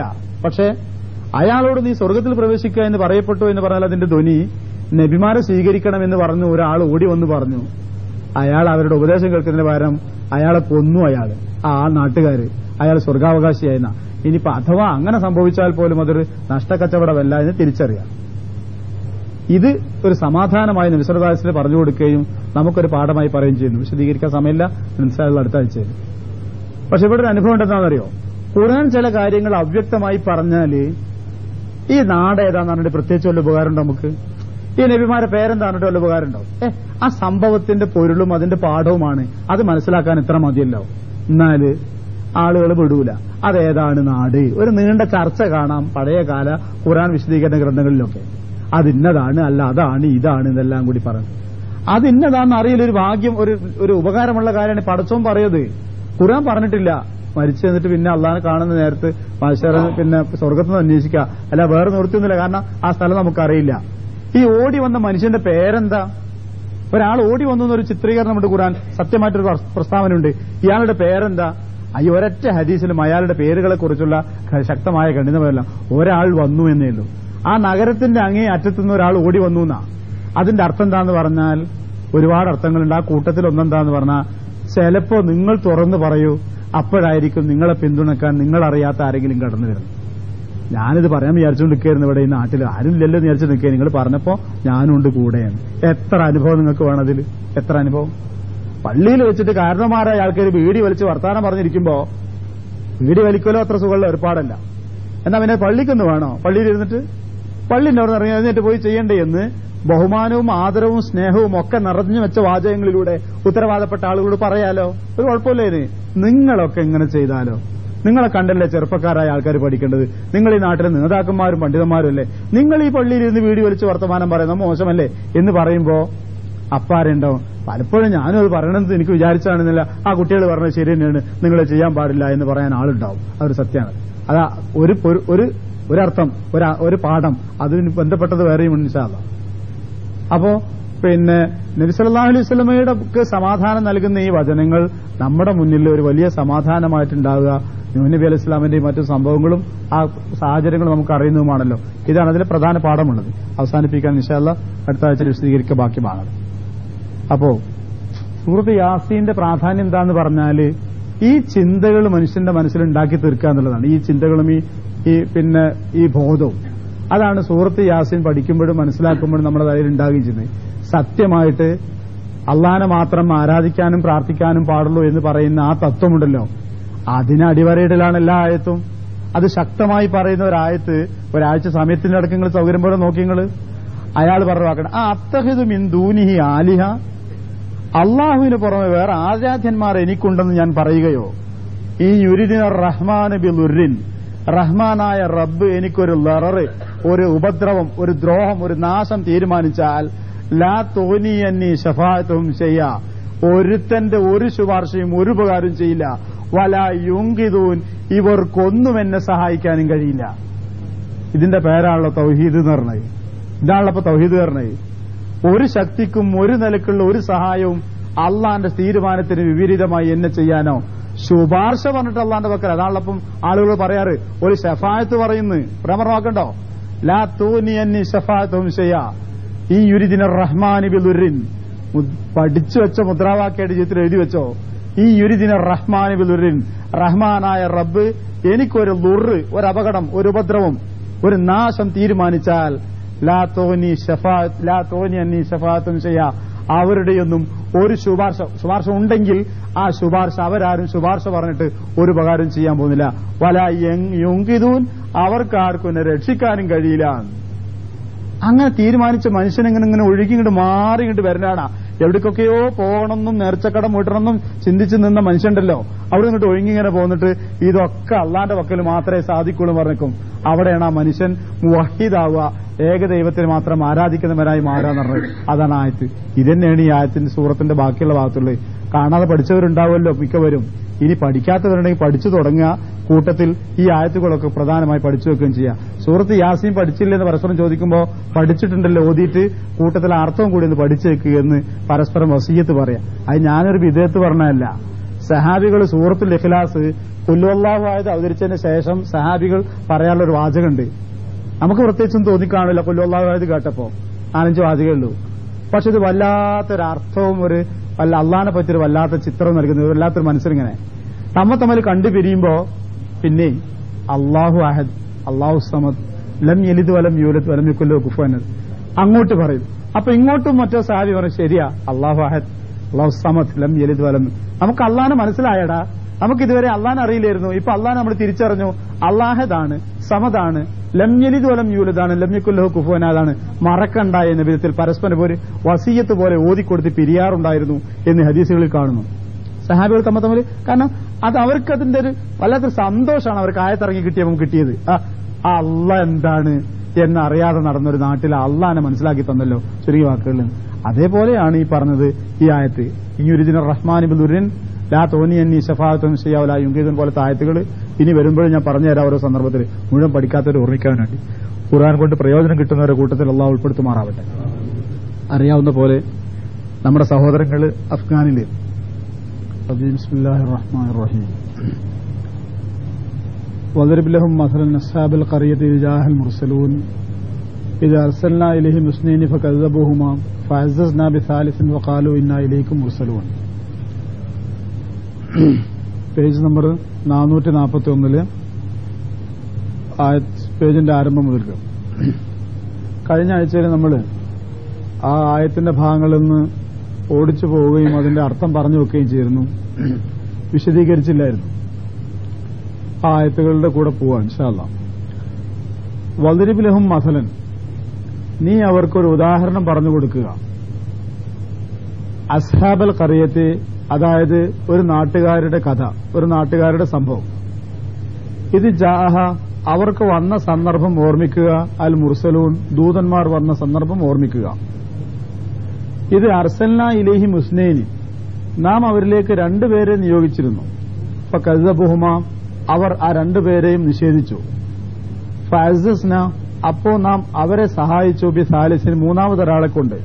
ഫഖാലു, അവർ പറഞ്ഞു, ഇന്നാ ഇലൈക്കും മുർസലൂൻ, ഞങ്ങൾ നിങ്ങളിലേക്ക് നിയോഗിക്കപ്പെട്ടവരാകുന്നു എന്നവർ പറഞ്ഞു. ലറബ മസലൻ എന്ന അറബി വാക്കിന്റെ അർത്ഥം ഉദാഹരണം പറയുക, ഉപമ പറയുക എന്നൊക്കെയാണ് ലറബ മസലൻ. വദരിബ് ലഹും മസലൻ എന്ന് പറഞ്ഞാൽ നീ അവർക്കൊരു ഉദാഹരണം പറഞ്ഞു കൊടുക്കുക, ഒരു ഉപമ പറഞ്ഞു കൊടുക്കുക. ഒദുരിബ് ലഹും മസലൻ, അവർക്ക് എന്ന് പറയുമ്പോൾ ഈ ആയത്തിറങ്ങുന്നത് മക്കയിൽ വെച്ചായതുകൊണ്ട് മക്കയിലെ ജനങ്ങളെയാണ് ഉദ്ദേശിക്കുന്നത്. പാഠം എല്ലാവർക്കും ബാധകം.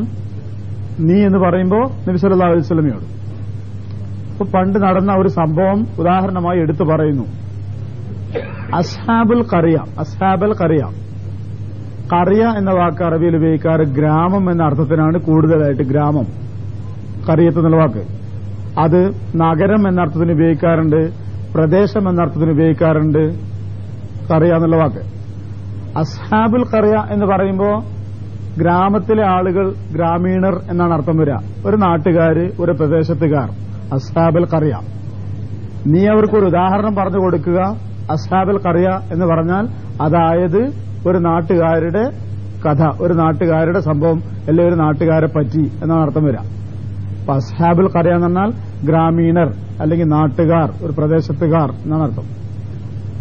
അപ്പൊ നീ അവർക്കൊരു ഉദാഹരണം പറഞ്ഞു കൊടുക്കുക, അതായത് ഒരു നാട്ടുകാരുടെ സംഭവം പറഞ്ഞു കൊടുക്കുക. ഏതാണ് ആ നാട്?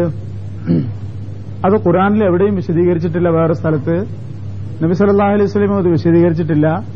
സഹാബികൾക്ക് നബി സല്ലല്ലാഹു അലൈഹി വസല്ലമിൽ നിന്ന് കിട്ടിയ പാഠം കാരണമായിട്ടായിരിക്കണം അവരൊരിക്കലും ഇത്തരം കാര്യങ്ങളെപ്പറ്റി ഇങ്ങോട്ട് പറഞ്ഞു തന്നതിലപ്പുറം ചോദിക്കാൻ മെനക്കെടാറില്ല. ഏതാണ് ഗ്രാമം എന്നതൊന്നും ഒരു പ്രധാനപ്പെട്ട കാര്യമായി അവർ അന്വേഷിക്കുകയോ പഠിക്കുകയോ ചെയ്തതായി കാണുന്നില്ല. എന്താണ് ആ ഗ്രാമത്തെപ്പറ്റി പറഞ്ഞു തരാനുള്ളത്? ഇത് ജാഅഹൽ മുർസലൂൻ. ഇത് എന്ന വാക്ക് ഖുർആനിൽ ഇഷ്ടംപോലെ സ്ഥലത്ത് കാണുന്നതാണ്. ഇത് ആ സന്ദർഭം ഓർമ്മിക്കുക, ശ്രദ്ധിക്കുക എന്നൊക്കെയാണ് ആ വാക്കുകൊണ്ട് ഉദ്ദേശിക്കാറ്. ആ സന്ദർഭം, ആ സന്ദർഭത്തെക്കുറിച്ച് ഓർമ്മിക്കുക എന്നൊക്കെയുള്ള ആശയത്തിനാണ് ഇത് എന്ന വാക്ക് ഉപയോഗിക്കാറ്. ജാ എന്ന് പറഞ്ഞാൽ വന്നു, മുർസലൂൻ അറിയുന്ന വാക്കാണ് ദൂതന്മാർ. ഇത് ജാഅഹൽ മുർസലൂൻ, അവർക്ക് ദൂതന്മാർ വന്ന സന്ദർഭം ഓർമ്മിക്കുക. ഇപ്പൊ നീ ഒരു ഗ്രാമീണരുടെ, ഒരു നാട്ടുകാരുടെ സംഭവം അവർക്ക് പറഞ്ഞു കൊടുക്കുക, അതായത് അവരിലേക്ക് ദൂതന്മാർ വന്ന ഒരു സന്ദർഭം ഓർക്കുക. അപ്പൊ ആശയം മനസ്സിലായി. ഏതോ ഒരു നാട്, ആ നാട്ടിലെ ആളുകൾക്ക് പ്രബോധനം നടത്താൻ വേണ്ടി അള്ളാഹു ആ നാട്ടിലെ ആരെയൊക്കെയോ നബിമാരായി തെരഞ്ഞെടുത്തു. മുർസലൂൻ എന്ന ഉപയോഗിച്ചത് ബഹുവചനമായിട്ട്. ഒരുപാട് ദൂതന്മാർ, കുറെ ദൂതന്മാർ. അതിന്റെ വിശദീകരണമാണ് അടുത്ത ആയത്ത്.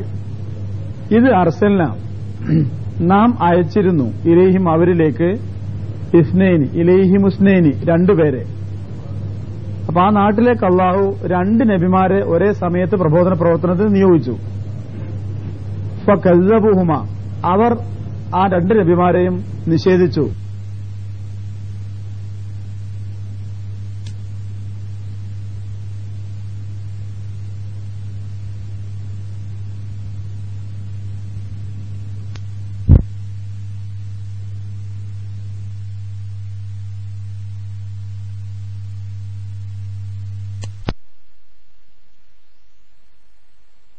അവർ ആ രണ്ട് നബിമാരെയും നിഷേധിച്ചു.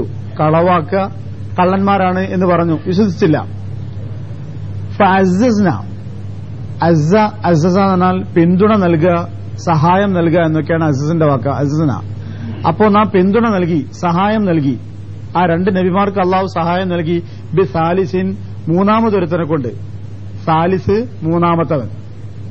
അപ്പൊ നേരത്തെ രണ്ട് നബിമാരെ ആ നാട്ടിലേക്ക് അയച്ചു. ആ രണ്ട് നബിമാരെയും ആ നാട്ടുകൾ നിഷേധിച്ചപ്പോ മൂന്നാമതൊരു നബിയെ കൂടി അള്ളാഹു ആ നാട്ടിലേക്ക് നിയോഗിച്ചു. ഫഖാലു, അവർ പറഞ്ഞു, ഇന്ന തീർച്ചയായും ഞങ്ങൾ ഇലൈക്കും മുർസലൂൻ, നിങ്ങളിലേക്ക് അയക്കപ്പെട്ടവരാകുന്നു, നിയോഗിക്കപ്പെട്ടവരാകുന്നു എന്നാ മൂന്ന് പേരും പറഞ്ഞു. ഏതാണ് ഈ മൂന്ന് നബിമാര്? സ്വാഭാവികമാണ് ആ സ്ഥലം ഏതാന്ന് പറഞ്ഞു തരാത്ത സ്ഥിതിക്ക് ഈ മൂന്ന് നബിമാരാരാണെന്നുള്ള പേരൊന്നും ഖുർആൻ എവിടെയും വിശദീകരിച്ചിട്ടില്ല, ഹദീസുകളിൽ എവിടെയും കാണാൻ കഴിയുന്നില്ല.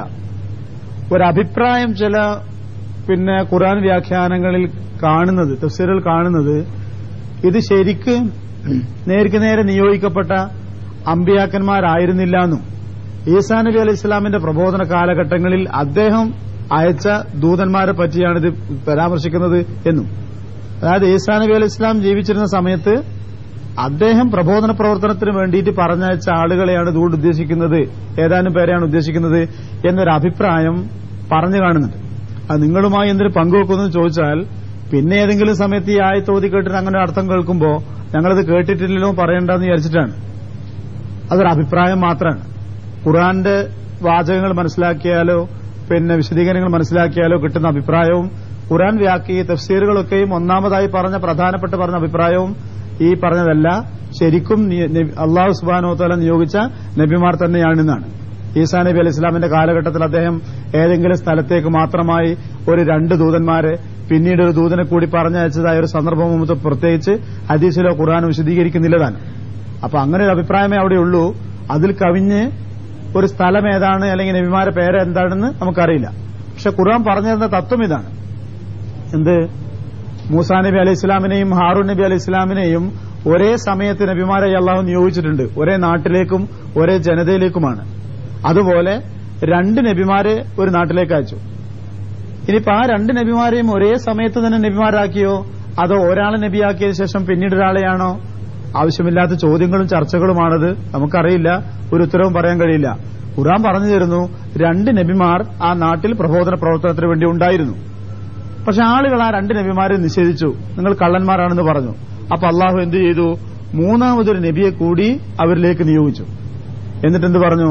അവർ 3 പേരും കൂടി പറഞ്ഞു, ഇന്ന ഇലൈക്കും മുർസലൂൻ, ഞങ്ങളൊക്കെയും നിങ്ങളിലേക്ക് അയക്കപ്പെട്ട പ്രവാചകന്മാർ തന്നെയാവുന്നു, ദൂതന്മാർ തന്നെയാകുന്നു എന്ന് പറഞ്ഞു. അപ്പൊ എന്ത് മനസ്സിലാവുമെന്ന്? ആദ്യത്തെ ഒരു നബി വന്നിട്ട് ആ നബി ആ ജനങ്ങളെ മുന്നിൽ ഞാൻ അള്ളാഹുവിന്റെ ദൂതനാണെന്ന് പറയുമ്പോ ആ ആളുകൾക്ക് മനസ്സിലാക്കാൻ പറ്റുന്ന ബോധ്യപ്പെടുത്താവുന്ന എന്തെങ്കിലും ആയത്തുകൾ എന്നുവെച്ചാൽ മുഅ്ജിസത്തുകൾ കാണിച്ചു കൊടുത്തിട്ടുണ്ടാവണം. കൊടുക്കാതെ പറ്റില്ലല്ലോ നബിയാന്ന് ബോധ്യപ്പെടാൻ. ഒന്നോ ഒന്നിലധികമോ. രണ്ടാമതൊരാൾ നബിയായി വരുമ്പോ എന്ത് വേണം? ആദ്യത്തെ നബി അത് അംഗീകരിക്കണം. പോരാത്തതിന് ഈ നബിയുടെ കയ്യാലെയും എന്തെങ്കിലും മുഖേനയും എന്തെങ്കിലും അത്ഭുത സംഭവങ്ങൾ ആളുകൾ കാണണം. ആ ഒന്നിലധികം ഉണ്ടാവാം, നമുക്ക് പറയാൻ കഴിയില്ല. അതിനുശേഷം 3ാമതൊരു നബി വരുമ്പോഴോ ആ നബിയും ഞാൻ അള്ളാന്റെ ദൂതനാണെന്ന് അവകാശപ്പെടുമ്പോ അത് തെളിയിക്കാനുള്ള എന്തെങ്കിലും അത്ഭുതങ്ങൾ, അസാധാരണ സംഭവങ്ങൾ അയാളിലൂടെയും പ്രത്യക്ഷപ്പെടണം. അപ്പൊ ആ നാട്ടുകാർ അവസാനിച്ചു നിങ്ങള് ആ നാട്ടിലെ ജനങ്ങളുടെ സാധാരണ ബുദ്ധിക്കും അവരുടെ പരിചയത്തിനും അറിവിനും അതീതമായ ഒരുപാട് അത്ഭുത സംഭവങ്ങൾ ആ ആളുകൾ കാണാനിടയായിട്ടുണ്ടാവണം. സ്വാഭാവികം മനസ്സിലാക്കണം നമ്മള്. കാരണം നബിമാരാണല്ലോ വന്നത്. എന്നിട്ടും ആ ആളുകളുടെ സ്വഭാവം എന്തായിരുന്നു? വിശ്വസിക്കാൻ കൂട്ടാക്കിയില്ല. നിഷേധ മനോഭാവമാണ് അവരുടെ കൂട്ടത്തിൽ ഉണ്ടായിരുന്നത് എന്നാണ് ഖുർആന്റെ ബാക്കിയുള്ള അടുത്ത ആയത്തുകളെ വിശദീകരണം മനസ്സിലാകുന്നത്. എന്ത് പറയാനാണ് പറയുന്നതെന്ന് ചോദിച്ചാല്, അത്ഭുത സംഭവങ്ങൾ കാണിക്കുക എന്നതുകൊണ്ട് മാത്രം വിശ്വാസത്തിന് കുറെ കാരണമായി തീരും. അള്ളാഹുവിൽ നിന്ന് അയക്കപ്പെട്ടവരാണെന്ന് ഉറപ്പിക്കാനൊരു മാർഗവുമാണ്. അതിൽ കവിഞ്ഞ് ഒരു മനുഷ്യന്റെ മനസ്സിലും തലയിലും ഉണ്ടാകുന്ന ചിന്തകളാണ് ആ മനുഷ്യനെ മാറ്റാൻ ശ്രമിക്കേണ്ടത്. അതിൽ കവിഞ്ഞുള്ളവർക്ക് വലിയ പ്രാധാന്യമൊന്നുമില്ല എന്നാണ്. പ്രാധാന്യ കാരണം മുഅ്ജിസത്തിന് പ്രാധാന്യമില്ല എന്ന അർത്ഥത്തിനല്ല, ഈ അത്ഭുത വിദ്യകൾക്കല്ല പ്രാധാന്യം എന്ന് കാണിക്കാനാണ്. അതങ്ങനെ പറയാൻ കാരണം നമ്മുടെ നബി സല്ലല്ലാഹു അലൈഹി വസല്ലമയുടെ മുഅ്ജിസത്തുകൾ ഉണ്ട്. അത് പരിശോധിച്ച് നോക്കിയാൽ കാണാവുന്ന ഒരു പ്രത്യേകത, ഒരുപാട് സംഭവങ്ങളുണ്ട് അദ്ദേഹത്തിലൂടെ പ്രത്യക്ഷപ്പെട്ടവ. പക്ഷേ അവയൊക്കെയും അല്ലെങ്കിൽ അവയിൽ ഭൂരിഭാഗവും പ്രത്യക്ഷപ്പെടുന്നത് ഹിജ്റ മുതൽക്കും ഹിജ്റയ്ക്ക് ശേഷമുള്ള കാലഘട്ടത്തിലാണ്. ഹിജ്റ മുതൽക്ക് ഹിജ്റയുടെ യാത്ര, ഹിജ്റയ്ക്ക് ശേഷമുള്ള സമയം എന്ന് പറയുമ്പോൾ അവിടെ അത് കാണാനും അനുഭവിക്കാനുള്ള ആളുകൾ സഹാബികളാണ്. നബി സല്ലല്ലാഹു അലൈഹി വസല്ലമയുടെ സഹാബികളുടെ കൂടെ നിൽക്കുന്ന സമയത്താണ് നബിയുടെ ഇത്തരം മുഅ്ജിസത്തുകൾ അധികം പ്രത്യക്ഷപ്പെടുന്നത്. നേരെ മറിച്ച് മക്കയിലാണ് ശരിക്ക് പരസ്പരമുള്ള ആദർശപരമായ ഒരു മത്സരം നടക്കുന്നത്. ആ മക്കയിൽ നബി സല്ലല്ലാഹു അലൈഹി വസല്ലം ജീവിക്കുന്ന സമയത്ത് അത്ര വലിയ അത്ഭുത സംഭവങ്ങൾ കൂടുതലൊന്നും കാണിക്കുന്നില്ല. പകരം അവിടെയൊക്കെയും നബി സല്ലല്ലാഹു അലൈഹി വസല്ലം സംസാരിച്ചതും ഊന്നൽ കൊടുത്തതും എനിക്ക് നൽകപ്പെട്ട ഏറ്റവും വലിയ മുഅ്ജിസത്ത് ഈ കിതാബാണ്, ഖുർആനാണ് എന്ന് പറഞ്ഞുകൊണ്ടാണ്. ഈ ഗ്രന്ഥത്തെ, ഈ അള്ളാന്റെ വചനങ്ങളെ മുഅ്ജിസത്തായി ചൂണ്ടിക്കാണിച്ചുകൊണ്ടാണ് സംസാരിക്കാൻ മെനക്കെട്ടത്. എന്താണ് നമ്മളും തമ്മിൽ ബന്ധപ്പെടുന്നത്? ചിലപ്പോൾ നമുക്കൊക്കെ തോന്നുമല്ലോ, ഇപ്പോ എന്തെങ്കിലും മതപ്രബോധകരായിട്ടൊക്കെ ലോകത്ത് അറിയപ്പെട്ട ഉന്നത പണ്ഡിതന്മാരുടെ കൈകളാല് എന്തെങ്കിലും അത്ഭുത സംഭവങ്ങളോ മറ്റോ ഉണ്ടായിത്തീർന്നാൽ അത് ഒരു കൂട്ടം ജനങ്ങൾ വിശ്വാസികളായി തീരാൻ കാരണമാക്കിയൊക്കെ ചെയ്താമല്ലോ എന്നൊക്കെ ഒരു ആശയമൊക്കെ ഉണ്ടായിന്ന് വരാം. ഖുർആൻ അതിനോട് വലിയൊരു യോജിപ്പ് കാണുന്നില്ല എന്നുള്ളതാണ്. 3 നബിമാർ ഒരേ സമയം ഒരു നാട്ടിൽ വന്ന് പ്രബോധന പ്രവർത്തനം നടത്തിയിട്ട് അത് നിഷേധിക്കാനുള്ള മനസ്ഥിതിയാണ് ആളുകൾ ഉണ്ടായതെന്നാണ് ഖുർആൻ പറഞ്ഞത്. ഈ ആയത്ത് കേൾക്കുമ്പോൾ നബി സല്ലല്ലാഹു അലൈഹി വസല്ലമക്ക് ഉണ്ടാകുന്ന സമാധാനം എന്താണ്? നബി ആ നാട്ടുകാർ അല്ലമീൻ എന്ന് വിളിച്ചിട്ട് ബഹുമാനിച്ച നാട്ടുകാരാണ്. ആ നാട്ടുകാരാണ് നബിയെ ഇത്രയധികം ശക്തമായി എതിർത്തുകൊണ്ട് നിൽക്കുന്നത്. കുറെ വർഷങ്ങളായി നിന്നിട്ട് കുറെ ആളുകളെ കിട്ടി. പക്ഷേ സാധാരണ ഒരു പ്രതീക്ഷ ഉണ്ടല്ലോ, അതിന് മാത്രം കൂട്ടത്തോടെ ആളുകൾ വരുന്നുമില്ല. അപ്പോൾ സമാധാനിപ്പിക്കാനാണ്, സാരല്ല, താങ്കൾ തനിച്ചല്ലേ മക്കയിലുള്ളൂ, ഞാൻ 3 നബിമാരൊക്കെ ഒരേ സമയത്ത് പറഞ്ഞയച്ചിട്ട് ആളുകൾ സ്വീകരിക്കാൻ കൂട്ടാക്കിയില്ല. താങ്കൾ പ്രബോധനം നടത്തി ഇത്രയെങ്കിലും ആളുകളെ കിട്ടിയല്ലോ, സമാധാനിച്ചോളൂ, ശ്രമിച്ചോളൂ. അതാണ് ഇതിലെ ആശയം ഇറങ്ങുന്ന സമയത്തുള്ള. ഇനി എന്തുണ്ടായി?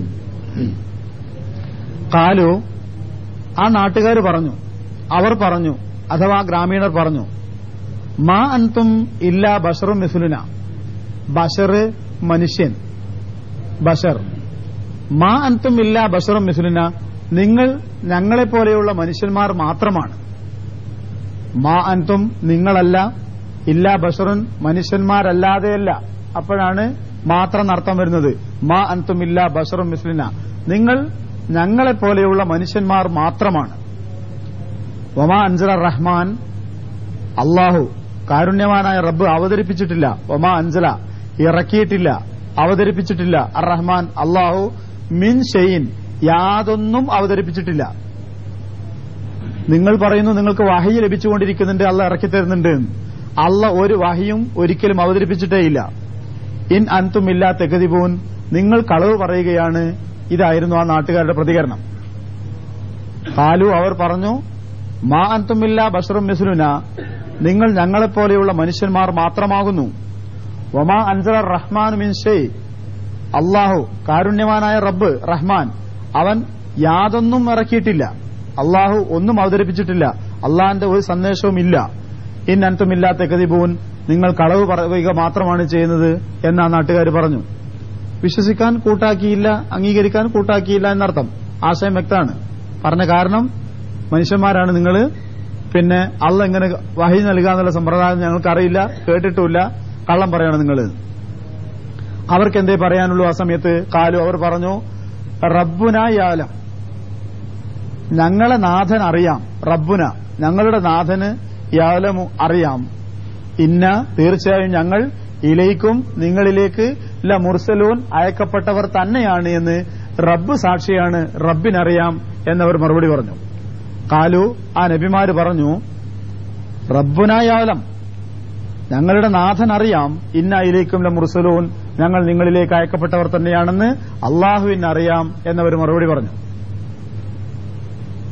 അതിപ്പോ ഒരു വല്ലാത്ത മറുപടിയായി തോന്നുന്നുണ്ടല്ലോ. ആളുകൾ പറഞ്ഞു നിങ്ങൾ കള്ളന്മാരാണ്. അപ്പൊ അതിന് മറുപടി പറയാണ് അള്ളാഹ്ക്ക് അറിയാന്ന് പറഞ്ഞാൽ മതിയാവോ? പെട്ടെന്ന് തോന്നും മതിയോന്ന്. അതൊരു വലിയ സാക്ഷ്യപത്രം. എന്താണെന്നറിയോ?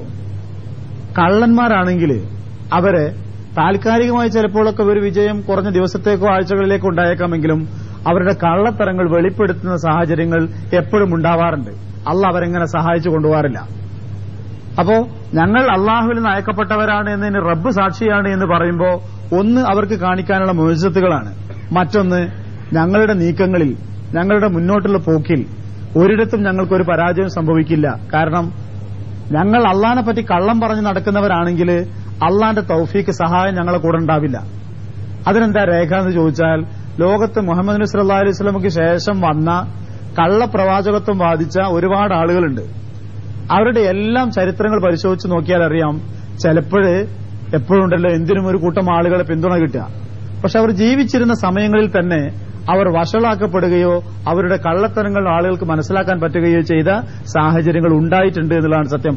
അള്ളാഹ് അവർക്ക് തൗഫീക്ക് നൽകാറില്ല. എന്നാൽ യഥാർത്ഥ നബിമാര് അലൈഹി സ്വലാത്തു വസ്സലാം, ഇപ്പൊ മുഹമ്മദ് സല്ലല്ലാഹു അലൈഹി വസല്ലമയൊക്കെ ഓരോ ചുവടും വിജയമാണല്ലോ. വിജയം എന്ന് പറഞ്ഞാൽ എവിടെയെങ്കിലും പരാജയം പോലത്തെ വല്ല ലാഞ്ചനയെങ്കിലും തോന്നിയിട്ടുണ്ടെങ്കിൽ തന്നെ അതുകൊണ്ടൊരിക്കലും ഇസ്ലാമിനും മുസ്ലിങ്ങൾക്കും ഒരു കോട്ടം സംഭവിച്ച് പിറകോട്ട് പോകേണ്ടി വന്നിട്ടില്ല. ആ 23 വർഷം എന്ന് പറയുന്ന ഓരോ വർഷവും മുന്നോട്ടുള്ള യാത്ര മാത്രമേ ഉണ്ടായിട്ടുള്ളൂ. ദുരിതങ്ങളും ബുദ്ധിമുട്ടുകളും മർദ്ദനങ്ങളും അനുഭവിക്കുമ്പോഴും ഇത് മുന്നോട്ട് പോവുക ചെയ്തത്. എന്നിട്ട് അവസാന കാലമാവുമ്പോഴേക്ക് എന്തുണ്ടായെന്ന് ചോദിച്ചാൽ, ആദ്യകാലത്ത് ഖുർആൻ ആയത്തുകളിൽ പറഞ്ഞു വെച്ച സംഭവങ്ങൾ അവരെ മുന്നിൽ വെച്ച് പുലരുന്നൊരവസ്ഥ ഉണ്ടായി. അപ്പൊ നമ്മൾ കുറെ കൊല്ലം ദുനിയാവിൽ ജീവിച്ചല്ലോ.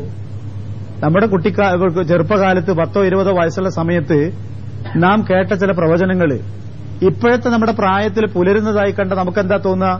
നമ്മളെ വല്ലാതെ മനസ്സിൽ വല്ലാതെ പതിക്കുന്നത് ഞാൻ 20 കൊല്ലം മുമ്പ് കേട്ടൊരു സംഗതിയാണല്ലോ, അയാൾ അന്ന് പ്രവചിച്ചത് അതുപോലെ ഇപ്പൊ പുലരുന്നല്ലോ എന്ന് പറഞ്ഞാൽ അത് മനുഷ്യനെ വല്ലാതെ സ്വാധീനിക്കുന്നൊരു ഘടകമാണ്.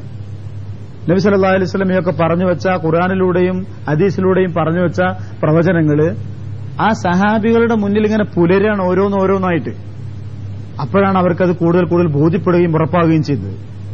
ഇത് അള്ളാഹുവിൽ നിന്ന് വന്ന ഒരു പ്രവാചകൻ അല്ലെങ്കിൽ ഈ തരത്തിലുള്ള ഒരു തൗഫീക്ക് അദ്ദേഹത്തിന് ലഭിക്കുമായിരുന്നില്ല.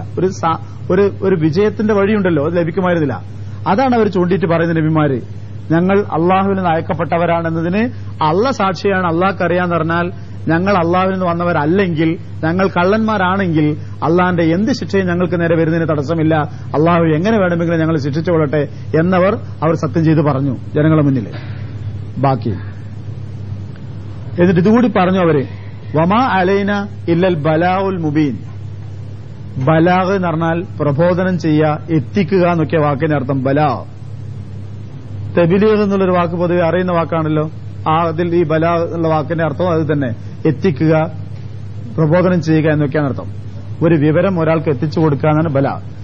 വമാ അലൈന, ഞങ്ങളുടെ ബാധ്യതയല്ല എന്നാണ് അതിനർത്ഥം വരിക.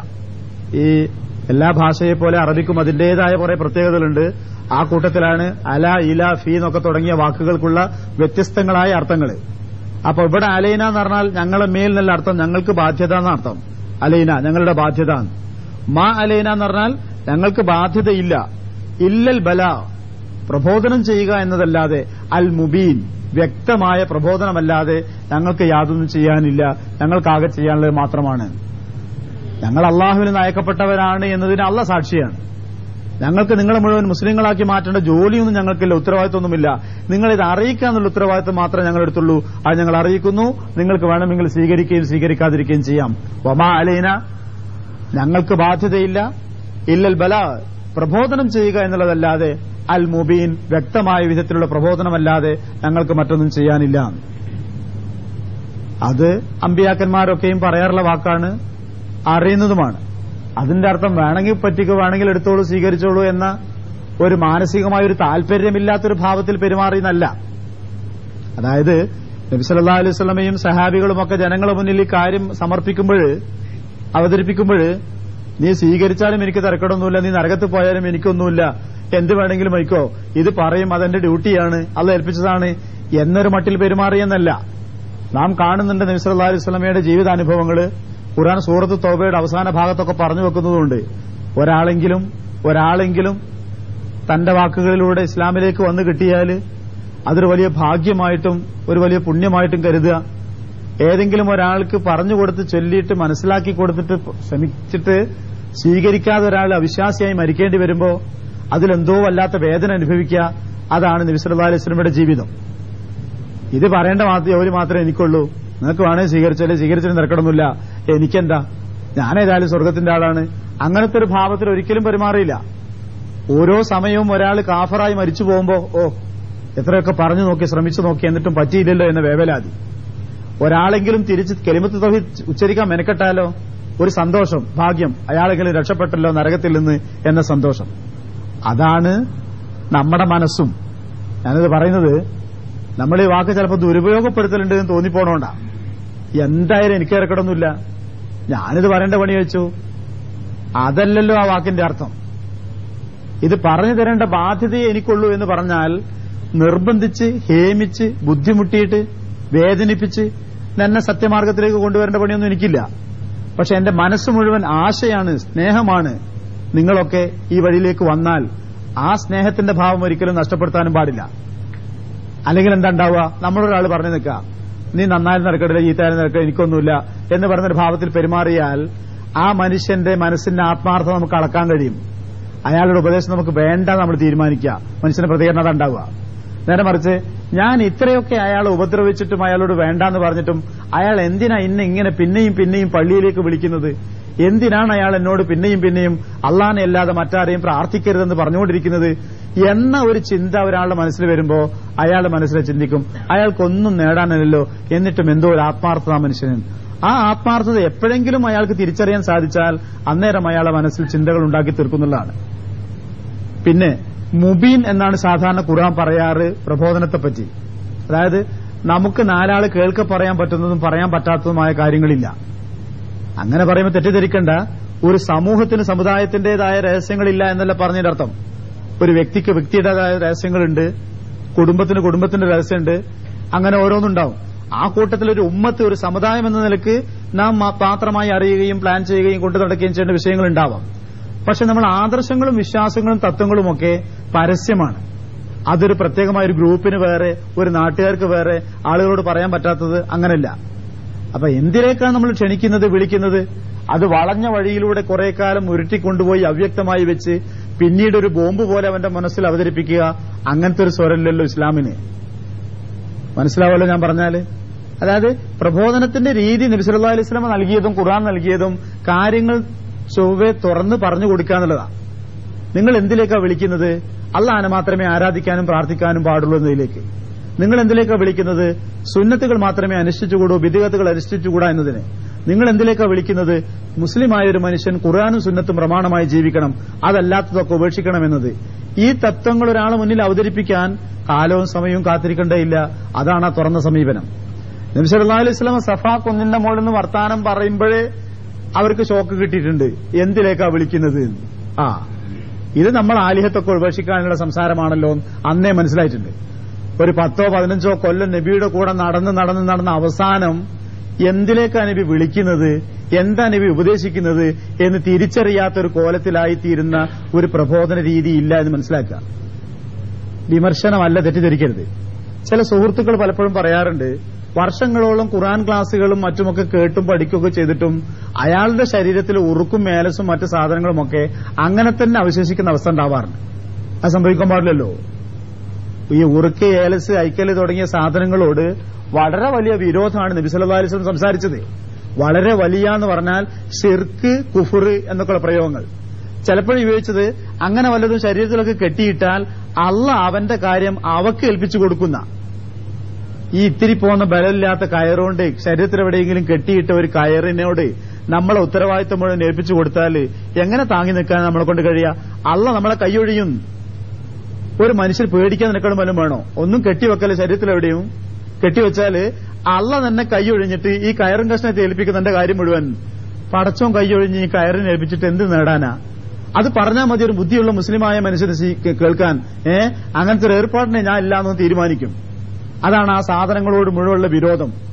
അപ്പോ ആര് കൊടുത്തതായാലും, എന്ത് ചരടായാലും ശരി, എന്ത് സാധനങ്ങളായിരുന്നാലും ശരി, ആ ജാതി അവയോട് വെറുപ്പാ, ഇഷ്ടക്കേടാണ്, അത് കുറ്റകരമാണ്, വിശ്വാസത്തിന് തകരാറുണ്ടാക്കുന്ന സംഗതിയാണ് എന്നാണ്. അപ്പൊ നിങ്ങൾക്ക് തന്നെ ആലോചിച്ചാൽ അറിയാം, ഒരു മനുഷ്യൻ അള്ളാഹുവിൽ മാത്രം ഭാരം ഏൽപ്പിച്ച് ജീവിക്കേണ്ട ഒരു മനുഷ്യൻ, സുഖദുഃഖങ്ങൾ അള്ളാഹുവിന്റെ തീരുമാനപ്രകാരം വിശ്വസിച്ച് നടക്കുന്ന ഒരു മനുഷ്യൻ ശരീരത്തിൽ എന്തൊക്കെയോ കെട്ടിവെച്ചിട്ട് ഇതുണ്ടല്ലോ എനിക്കൊന്നും പറ്റില്ലല്ലോ എന്ന് വിചാരിച്ച് നടക്കുകയാണെങ്കിൽ നിങ്ങൾ ആലോചിച്ച് നോക്കാൻ മനുഷ്യന്റെ അവസ്ഥ എന്തായിരിക്കും? അയാൾ ഒരു പേടിയില്ല. എനിക്ക് ഇന്നാള് അയാൾ തന്നൊരു സാധനം എന്റെ അടുത്ത്, അതുകൊണ്ട് കയ്യിലോ അരയിലോ എവിടെയോ, അതുകൊണ്ട് എനിക്ക് ഏത് ഇരുട്ടത്തും നടക്കാം, എനിക്ക് ഏത് ശത്രുവിനെയും നേരിടാം, എനിക്ക് എന്ത് ബിസിനസ്സും നടത്താം, ആർക്കും എന്നെ ചെയ്യാൻ പറ്റില്ല എന്ന ഒരു ബോധം നിത്യവും അയാളെ മനസ്സിലെങ്ങനെ സ്വാധീനിച്ചുകൊണ്ടിരിക്കുമ്പോ ഇയാൾക്ക് ആരില്ല അവലംബം മുഴുവൻ? ഈ ഏലസിലും ഈ ഐക്കലിലും ഒക്കെ അള്ള ഒരു ചടങ്ങ് മാതിരി ഇങ്ങനെ നിസ്കാരം പോലെ നടന്നു പോകാന്നല്ലാതെ അതിലപ്പുറം അള്ളാഹിനെ പറ്റിയുള്ള വിശ്വാസം അയാൾക്ക് ഉണ്ടാവില്ല. അതുകൊണ്ടാണ് നബി സല്ലല്ലാഹു അലൈഹി വസല്ലം ആ കാര്യം കർക്കശമായി പറഞ്ഞത്.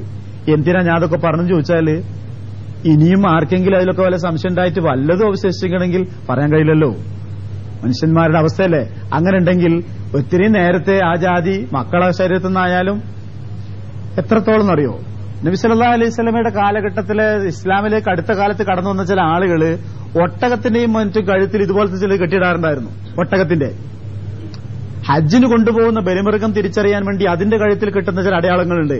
അവ അവിടെ കിടന്നോട്ടെ എന്ന് പറഞ്ഞു. ഹജ്ജിന് പോകുന്നതാണ്, ഹജ്ജിന് ബലിയെറുക്കാൻ കൊണ്ടുപോകുന്നതാണ്, അതുകൊണ്ട് അവ ദ്രോഹിക്കപ്പെടാതിരിക്കാൻ വേണ്ടി. നേരെ മറിച്ച് പിന്നെ ബുദ്ധിമുട്ടുകളും രോഗവും മറ്റു മുസീബത്തും വരാതിരിക്കാൻ വേണ്ടിയിട്ട് മൃഗങ്ങളുടെ കഴുത്തിലും ശരീരത്തിലൊക്കെ കെട്ടാറുള്ള ചില സാധനം ഉണ്ടായിരുന്നു. അതുപോലും അറുത്തു മുറിക്കാൻ വേണ്ടി പറഞ്ഞു. സദാസ്ലമിന്റെ അടുത്ത് വന്ന് ചോദിച്ചത് എന്താന്ന് വെച്ച് ഈ മൃഗത്തിന് അതിങ്ങനെ ഒന്നും വരാതെക്കാനും പറ്റാതെക്കാനും അത് കംപ്ലീറ്റ് മുറിച്ചു കളയാനും നശിപ്പിച്ചു കളയാനുമാണ് നബി സല്ലല്ലാഹു അലൈഹി വസല്ലം നിർദ്ദേശം. നമ്മള് കുറെയൊക്കെ മോചിതരാ, പക്ഷെ കുറെയൊക്കെ ആ ബന്ധത്തിൽ നിന്നിട്ട് മുറിഞ്ഞു ചാടാൻ പലപ്പോഴും സാധിക്കുന്നില്ല. പ്ലാവൊക്കെ ആദ്യമായിട്ട് കായ്ച്ചാല് അതിന് തുണി എടുത്തു കൊടുക്കാറുണ്ട്. അല്ല പേരതല്ലെങ്കിലും അല്ലേ? എന്തേ അങ്ങനെ എന്തെങ്കിലും പ്രത്യേകിച്ചൊന്നും ചുറ്റിക്കൊടുത്തില്ലെങ്കിൽ പിന്നെ കായ ഉണ്ടാവൂലേ? കുരുമുളക് സാധാരണഗതിയിൽ അതിന്റെ മണിയെല്ലാം എടുത്തു കഴിഞ്ഞാല് പിന്നെ അതിന്റെ തോക്കാന്ന് പറയും ഞങ്ങളവിടെ. നിങ്ങളെന്താ പറയാൻ എനിക്കറിയില്ല. ബാക്കിയുണ്ടല്ലോ ഞെട്ടി മാത്രം. അത് സാധാരണ ഇവിടെ കൊണ്ടാ ചെയ്യാറ്? ആളുകൾ നടക്കുന്ന വഴിയിലാ കൊണ്ടിടാറ്. മിക്ക സ്ഥലത്തും കാണാം. അത് കൊണ്ടിട്ട് 4 ആളെ കൊണ്ട് ചവിട്ടി കൊണ്ടിട്ടില്ലെങ്കിൽ പിറ്റത്തെ കൊല്ലം കുരുമുളക് ഉണ്ടാവില്ല എന്നാ. എന്തൊക്കെയെന്നറിയോ ഈ സാധനം, ഈ കുരുമുളകും മനുഷ്യന്മാരെ ചവിട്ടിയിട്ട് ബന്ധിപ്പിച്ച് കൊടുക്കണേ. ഇത് ചെയ്യുന്നവർ ആരായിരിക്കും അറിയുന്നത്? അതിന്റെ രസതാണ്. ശരിക്കും നല്ല നിസ്കാരത്തോണ്ടൊക്കെ ഉള്ള നല്ല ഭക്തന്മാരായ ആൾക്കാരാണ് ഇപ്പോഴും ഈ ജാതി ചെയ്തുകൊണ്ടിരിക്കുന്നത്. ഇങ്ങ് മുറിഞ്ഞു പോരാൻ, ആ ജാതി ബന്ധങ്ങളിൽ നിന്ന് കെട്ടഴിഞ്ഞു പോരാൻ വലിയ പാടാ. സന്ധ്യയ്ക്ക് ശേഷം തീ കൊടുക്കൂല പലരും, അല്ലെ? പല വിത്തും, ചെടികളുടെ വിത്ത് അവ പ്രചരിക്കാൻ വേണ്ടിയാണ്. പിന്നെ ഈ ഭൂമിയുടെ തത്വം നിയമം അതാണ്, പ്രപഞ്ചത്തിന്റെ നിയമം അതാണ്. ഇഷ്ടംപോലെ വിത്തും കായ ഉണ്ടാകുന്ന ഇഷ്ടംപോലെ ഉണ്ടാവട്ടെ എന്ന് വിചാരിച്ചിട്ടാ. പക്ഷെ നമ്മൾ കൊടുക്കില്ല പലതിന്റെയും വിത്തുകള്. കൊടുത്താൽ എന്താ പറയാ? ഇവിടെ പിന്നെ ഇത് ഉണ്ടാവില്ല എന്നാ, അല്ലെ? കഷ്ടകാലത്തിന് ഇവിടെ ഉണ്ടായില്ലെങ്കിൽ എന്താ പറയാ? കൊല്ലം അത് വിത്ത് കൊടുക്കുമ്പോഴേ ഞാൻ പറഞ്ഞിട്ടുണ്ട് അങ്ങോട്ട് കൊടുത്താൽ പിന്നെ ഇവിടെ ഉണ്ടാവില്ല എന്ന്. കുറെ ധാരണകളുണ്ട് അങ്ങനെ കിടക്കുന്നത്.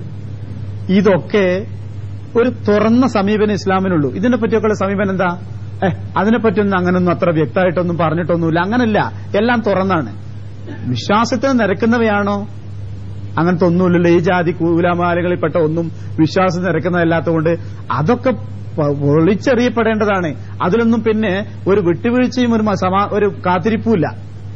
ചില ആളുകളൊക്കെ പള്ളിയിൽ ഇപ്പോഴും കാണാം അറബി മലയാളത്തിൽ എഴുതിയ ചില പുസ്തകങ്ങൾ ഇങ്ങനെ കീശയിലൊക്കെ കൊണ്ടുവന്ന് വെച്ചിട്ട് സ്മാരവിസ്കാരത്തിന് ശേഷം ഒരു സമയത്ത് വളരെ മെനക്കെട്ട് ഭക്തിപൂർവ്വം വായിക്കുന്നത് കാണാം.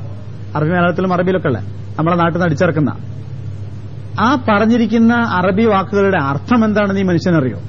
ആരാണിത് ചൊല്ലാനും ചൊല്ലി പറയാനും പറഞ്ഞതെന്നറിയോ?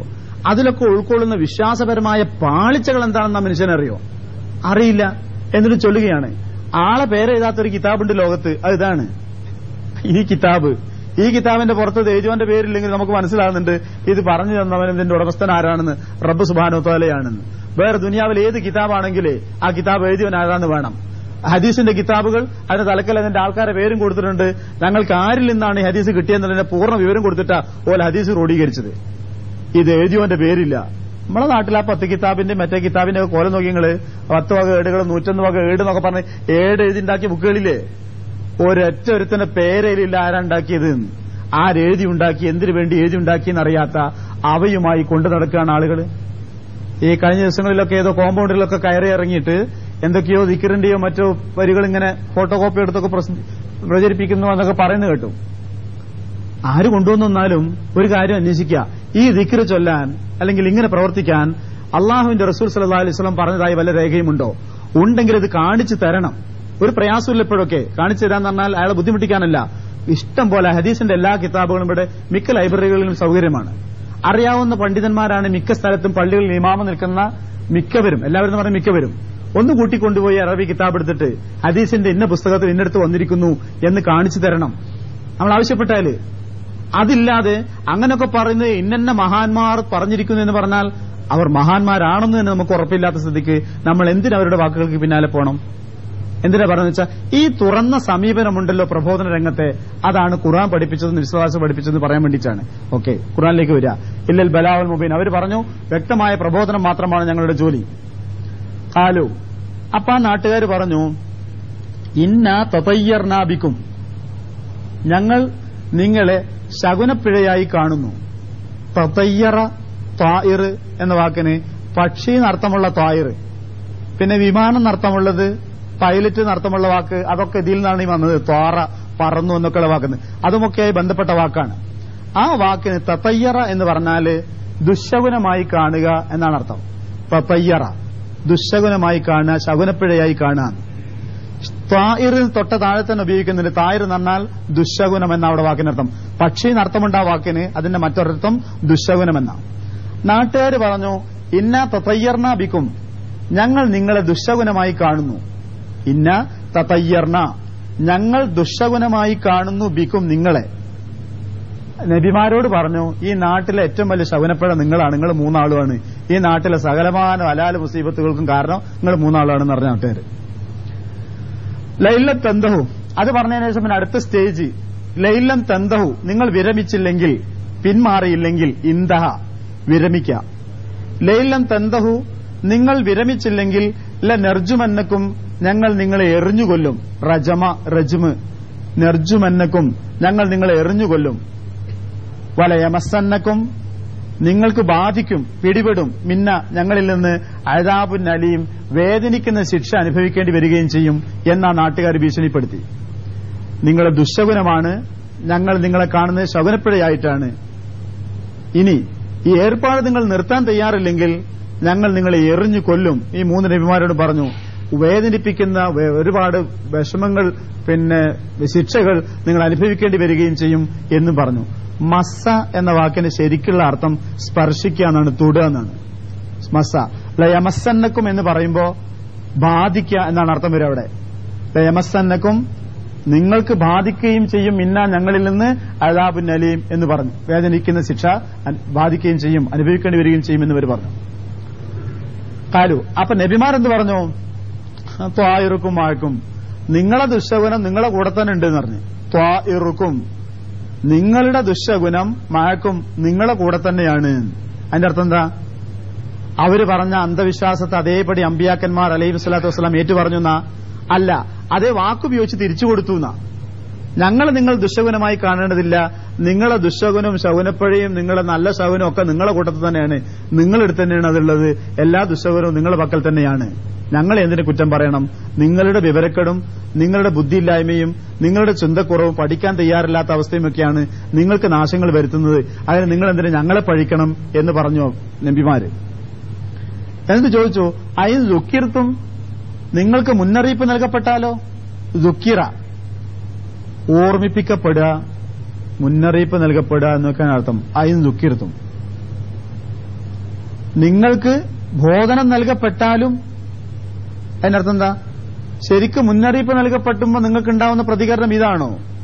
ഞങ്ങൾ 3 പേർ നിങ്ങളെടുത്ത് വന്നത് നിങ്ങൾക്ക് വരാൻ പോകുന്ന ശിക്ഷയെപ്പറ്റി നിങ്ങളെ മുന്നറിയിപ്പ് നൽകാനാ. ആ മുന്നറിയിപ്പ് നൽകുമ്പോൾ നിങ്ങൾ പറയുന്നത് ഞങ്ങൾ ദുശ്ശകുനമാണെന്നാണോ? എന്താണ് നിങ്ങൾ ഈ പറയുന്നത്? ബൽ, അല്ല, അൻതും നിങ്ങൾ ഖൗമും മുസ്രിഫൂൻ, നിങ്ങൾ അമിതം പ്രവർത്തിക്കുന്ന, മിതത്വം വിട്ട ഒരു വിഭാഗമാവുന്നു. ഖൗമ് ജനത, മുസ്രിഫ് എന്ന് സാധാരണ അറബിയിൽ പറയാറ്. അതിന്റെ പ്രധാനപ്പെട്ട അർത്ഥം അമിതമായി ചെലവഴിക്കുന്നവൻ എന്ന അർത്ഥത്തിനാണ് കൂടുതൽ അർത്ഥം ഉപയോഗിക്കുക. എന്ത് കാര്യത്തിലായിരുന്നാലും ശരി, പരിധി വിടുന്നവൻ, അമിതമാകുന്നവന് മുസ്രിഫ് എന്ന് പറയും. മുസ്രിഫൂൻ, മിതം വിട്ടവർ, അമിതമാകുന്നവർ, പരിധി വിട്ടവർ. നബിമാരെന്ത് പറഞ്ഞു? ഞങ്ങള് ശകുനപ്പഴയായതുകൊണ്ടല്ല, നിങ്ങളെ ജീവിതം മൊത്തത്തിൽ പരിധി വിട്ട ജീവിതമാണ്. അങ്ങനെ പരിധി വിട്ട് ജീവിക്കുന്ന ആളുകൾക്ക് എന്തിനു തയ്യാറാവാനില്ല? ഒരു നിയമത്തിന് വിധേയരാവാനും തയ്യാറായില്ല. കാരണം പലതും നിർത്തിവെക്കേണ്ടി വരുമല്ലോ. അത് വളരെ എളുപ്പത്തിൽ മനസ്സിലാവും നിങ്ങൾക്ക് ആ ആശയം. നമ്മുടെ മുസ്ലിം സമൂഹത്തിന്റെ ഉള്ളിലെ പല ആളുകളോടും ദീനിയായി ജീവിക്കണം, നിസ്കരിക്കണം, നോമ്പ് നോൽക്കണം, ഹജ്ജിന് പോകണം എന്നൊക്കെ പറഞ്ഞാൽ, പ്രത്യേകിച്ച് ഹജ്ജിന് പോകണം എന്നൊക്കെ പറഞ്ഞാൽ ഓലെന്താ പറയാ? ഹജ്ജിന് പോകണം, ശരിയാ, എനിക്കറിയാം, ഉറപ്പാണ്, ബാധ്യതയെന്നൊക്കെ, അള്ള തൗഫീഖ് ചെയ്യട്ടെ എന്നൊക്കെ ദ്വാരക്കും ചെയ്യും. എന്നിട്ട് എന്ത് പറയുന്നറിയോ? ഇപ്പൊ തന്നെ അല്ല, കുറച്ച് കഴിയട്ടെ. എന്റെ ഇപ്പൊ തന്നെ ഇവന് പോയി വന്നാ പിന്നെ കുറെ ലിമിറ്റിൽ ജീവിക്കണ്ടേ? അതാ, ഹജ്ജിനൊക്കെ പോയി വന്നു കഴിഞ്ഞാൽ ഇനി ഞാൻ കുറച്ച് ലിമിറ്റിലും കൺട്രോളും ജീവിക്കണ്ടേ? അതിന് സാധ്യമായിട്ടില്ല. അതുകൊണ്ട് കുറച്ചുകൂടെയൊക്കെ പ്രായമായിട്ട് ഏതാണ്ടെല്ലാം കഴിയട്ടെ, അന്നേരം എല്ലാം മാപ്പാക്കാൻ വേണ്ടി യാത്ര പോകാം എന്നാണ് ഉദ്ദേശിക്കുന്നത്. അതാണ് ആ ചിന്ത. ഏത് ചിന്ത? ഒരു നിയന്ത്രണത്തിന് ജീവിക്കാൻ കഴിയാതെ എന്നാൽ പരിധി വിട്ട് ജീവിക്കുന്നവന് അപ്പൊ പിന്നെ കുഴപ്പമില്ലല്ലോ. ആ പള്ളിയിലൊന്നും പോകല്ല, 4 ആളെ കൊണ്ട് ആദ്യമായിട്ട് പറയിപ്പിച്ചു കഴിഞ്ഞാൽ പിന്നെ ആർക്കും പരാതിയില്ല. ഇവര് പള്ളി പോകലില്ലെങ്കിലും നല്ലവനാണെന്നാണ് പിന്നെ പറയാം. മുമ്പര് വേറെ കുഴപ്പമൊന്നുമില്ല, നോമ്പൊൽക്കല്ല, എന്നാലും നല്ലവനാണ്. അങ്ങനെ സമൂഹത്തെ കൊണ്ടാണ് പറയിപ്പിച്ചു കഴിഞ്ഞപ്പോ പിന്നെ മൂപ്പർക്കല്ലോ സ്വതന്ത്രമായി, പരിധി വിട്ട് അങ്ങനെ തോന്നിമാരി ചെയ്യുക. ഓരോട് പണ്ട് കാലല്ലോ ഓല അങ്ങനെ തന്നെയാണ്, ഓല കുടുംബേ അങ്ങനെയാണ്, ആ വീടേ അങ്ങനെയാണ് എന്ന രൂപത്തിൽ അങ്ങ് ആയിത്തീരുമ്പോ ഒരു സുഖമുണ്ട്, സ്വാതന്ത്ര്യമുണ്ട്. ഈ സ്വാതന്ത്ര്യമാണ് പലപ്പോഴും അമ്പിയാക്കന്മാരെ സ്വീകരിക്കാൻ അല്ലെങ്കിൽ നിർദ്ദേശങ്ങൾ സ്വീകരിക്കാൻ ആളുകൾക്ക് മടിയാക്കുന്നത്. അല്ലെ ചോക്കൂ, നേരെ മറിച്ച് ഇപ്പുറം വന്ന് നിൽക്കുമ്പോ ഒരു നബിയെ പിൻപറ്റി ജീവിക്കുമ്പോ ഖുർആൻ അനുസരിച്ച് ജീവിക്കാന്നൊക്കെ പറയുമ്പോ കുറെ ലിമിറ്റുകൾ വരുന്നുണ്ട്. അതുകൊണ്ടാണ് നബിമാര് പറഞ്ഞത്, നിങ്ങൾ വെറുതെ ദുശ്ശകുനം എന്നൊക്കെ ഞങ്ങളെ പറ്റി പറയാ, നിങ്ങൾ പരിധി വിട്ട് ജീവിക്കുന്നവരാണ്. ഞങ്ങളെ പിന്നാലെ വന്ന ആ പരിധി വിടൽ നിർത്തേണ്ടി വരും. അതിന് തൽക്കാലം നിങ്ങൾ സന്നദ്ധരല്ല. അതുകൊണ്ട് നിങ്ങൾ ഞങ്ങളെപ്പറ്റി ദുശ്ശകുനമെന്ന് പറയാ. നിങ്ങളെ ദുശ്ശകുനവും ശകുനവും ഒക്കെ നിങ്ങളെ തടിമ തന്നെയല്ലേ, വെറുതെ ഞങ്ങളെ വഴി പറയേണ്ടതില്ല എന്നവർ ശരിക്കും പറഞ്ഞു. അതാണ് അമ്പിയാക്കന്മാര്. ഏത്? ഓൾക്ക് കിട്ടിയ കാര്യങ്ങൾക്കൊക്കെ മറുപടി കൊടുത്തിട്ട് പോലും മുന്നോട്ട് പോരും, മിണ്ടാണ്ട് പോകുന്ന ഇല്ല. എന്ത് പറഞ്ഞാലും അത് സാരല്ല. അങ്ങനെ ഉണ്ടല്ലോ ഒരു ശാന്തം പാവം സന്യാസി, അങ്ങനെ ഒരു നബിയെ ഖുർആൻ കാണിച്ചിരുന്നില്ലല്ലോ.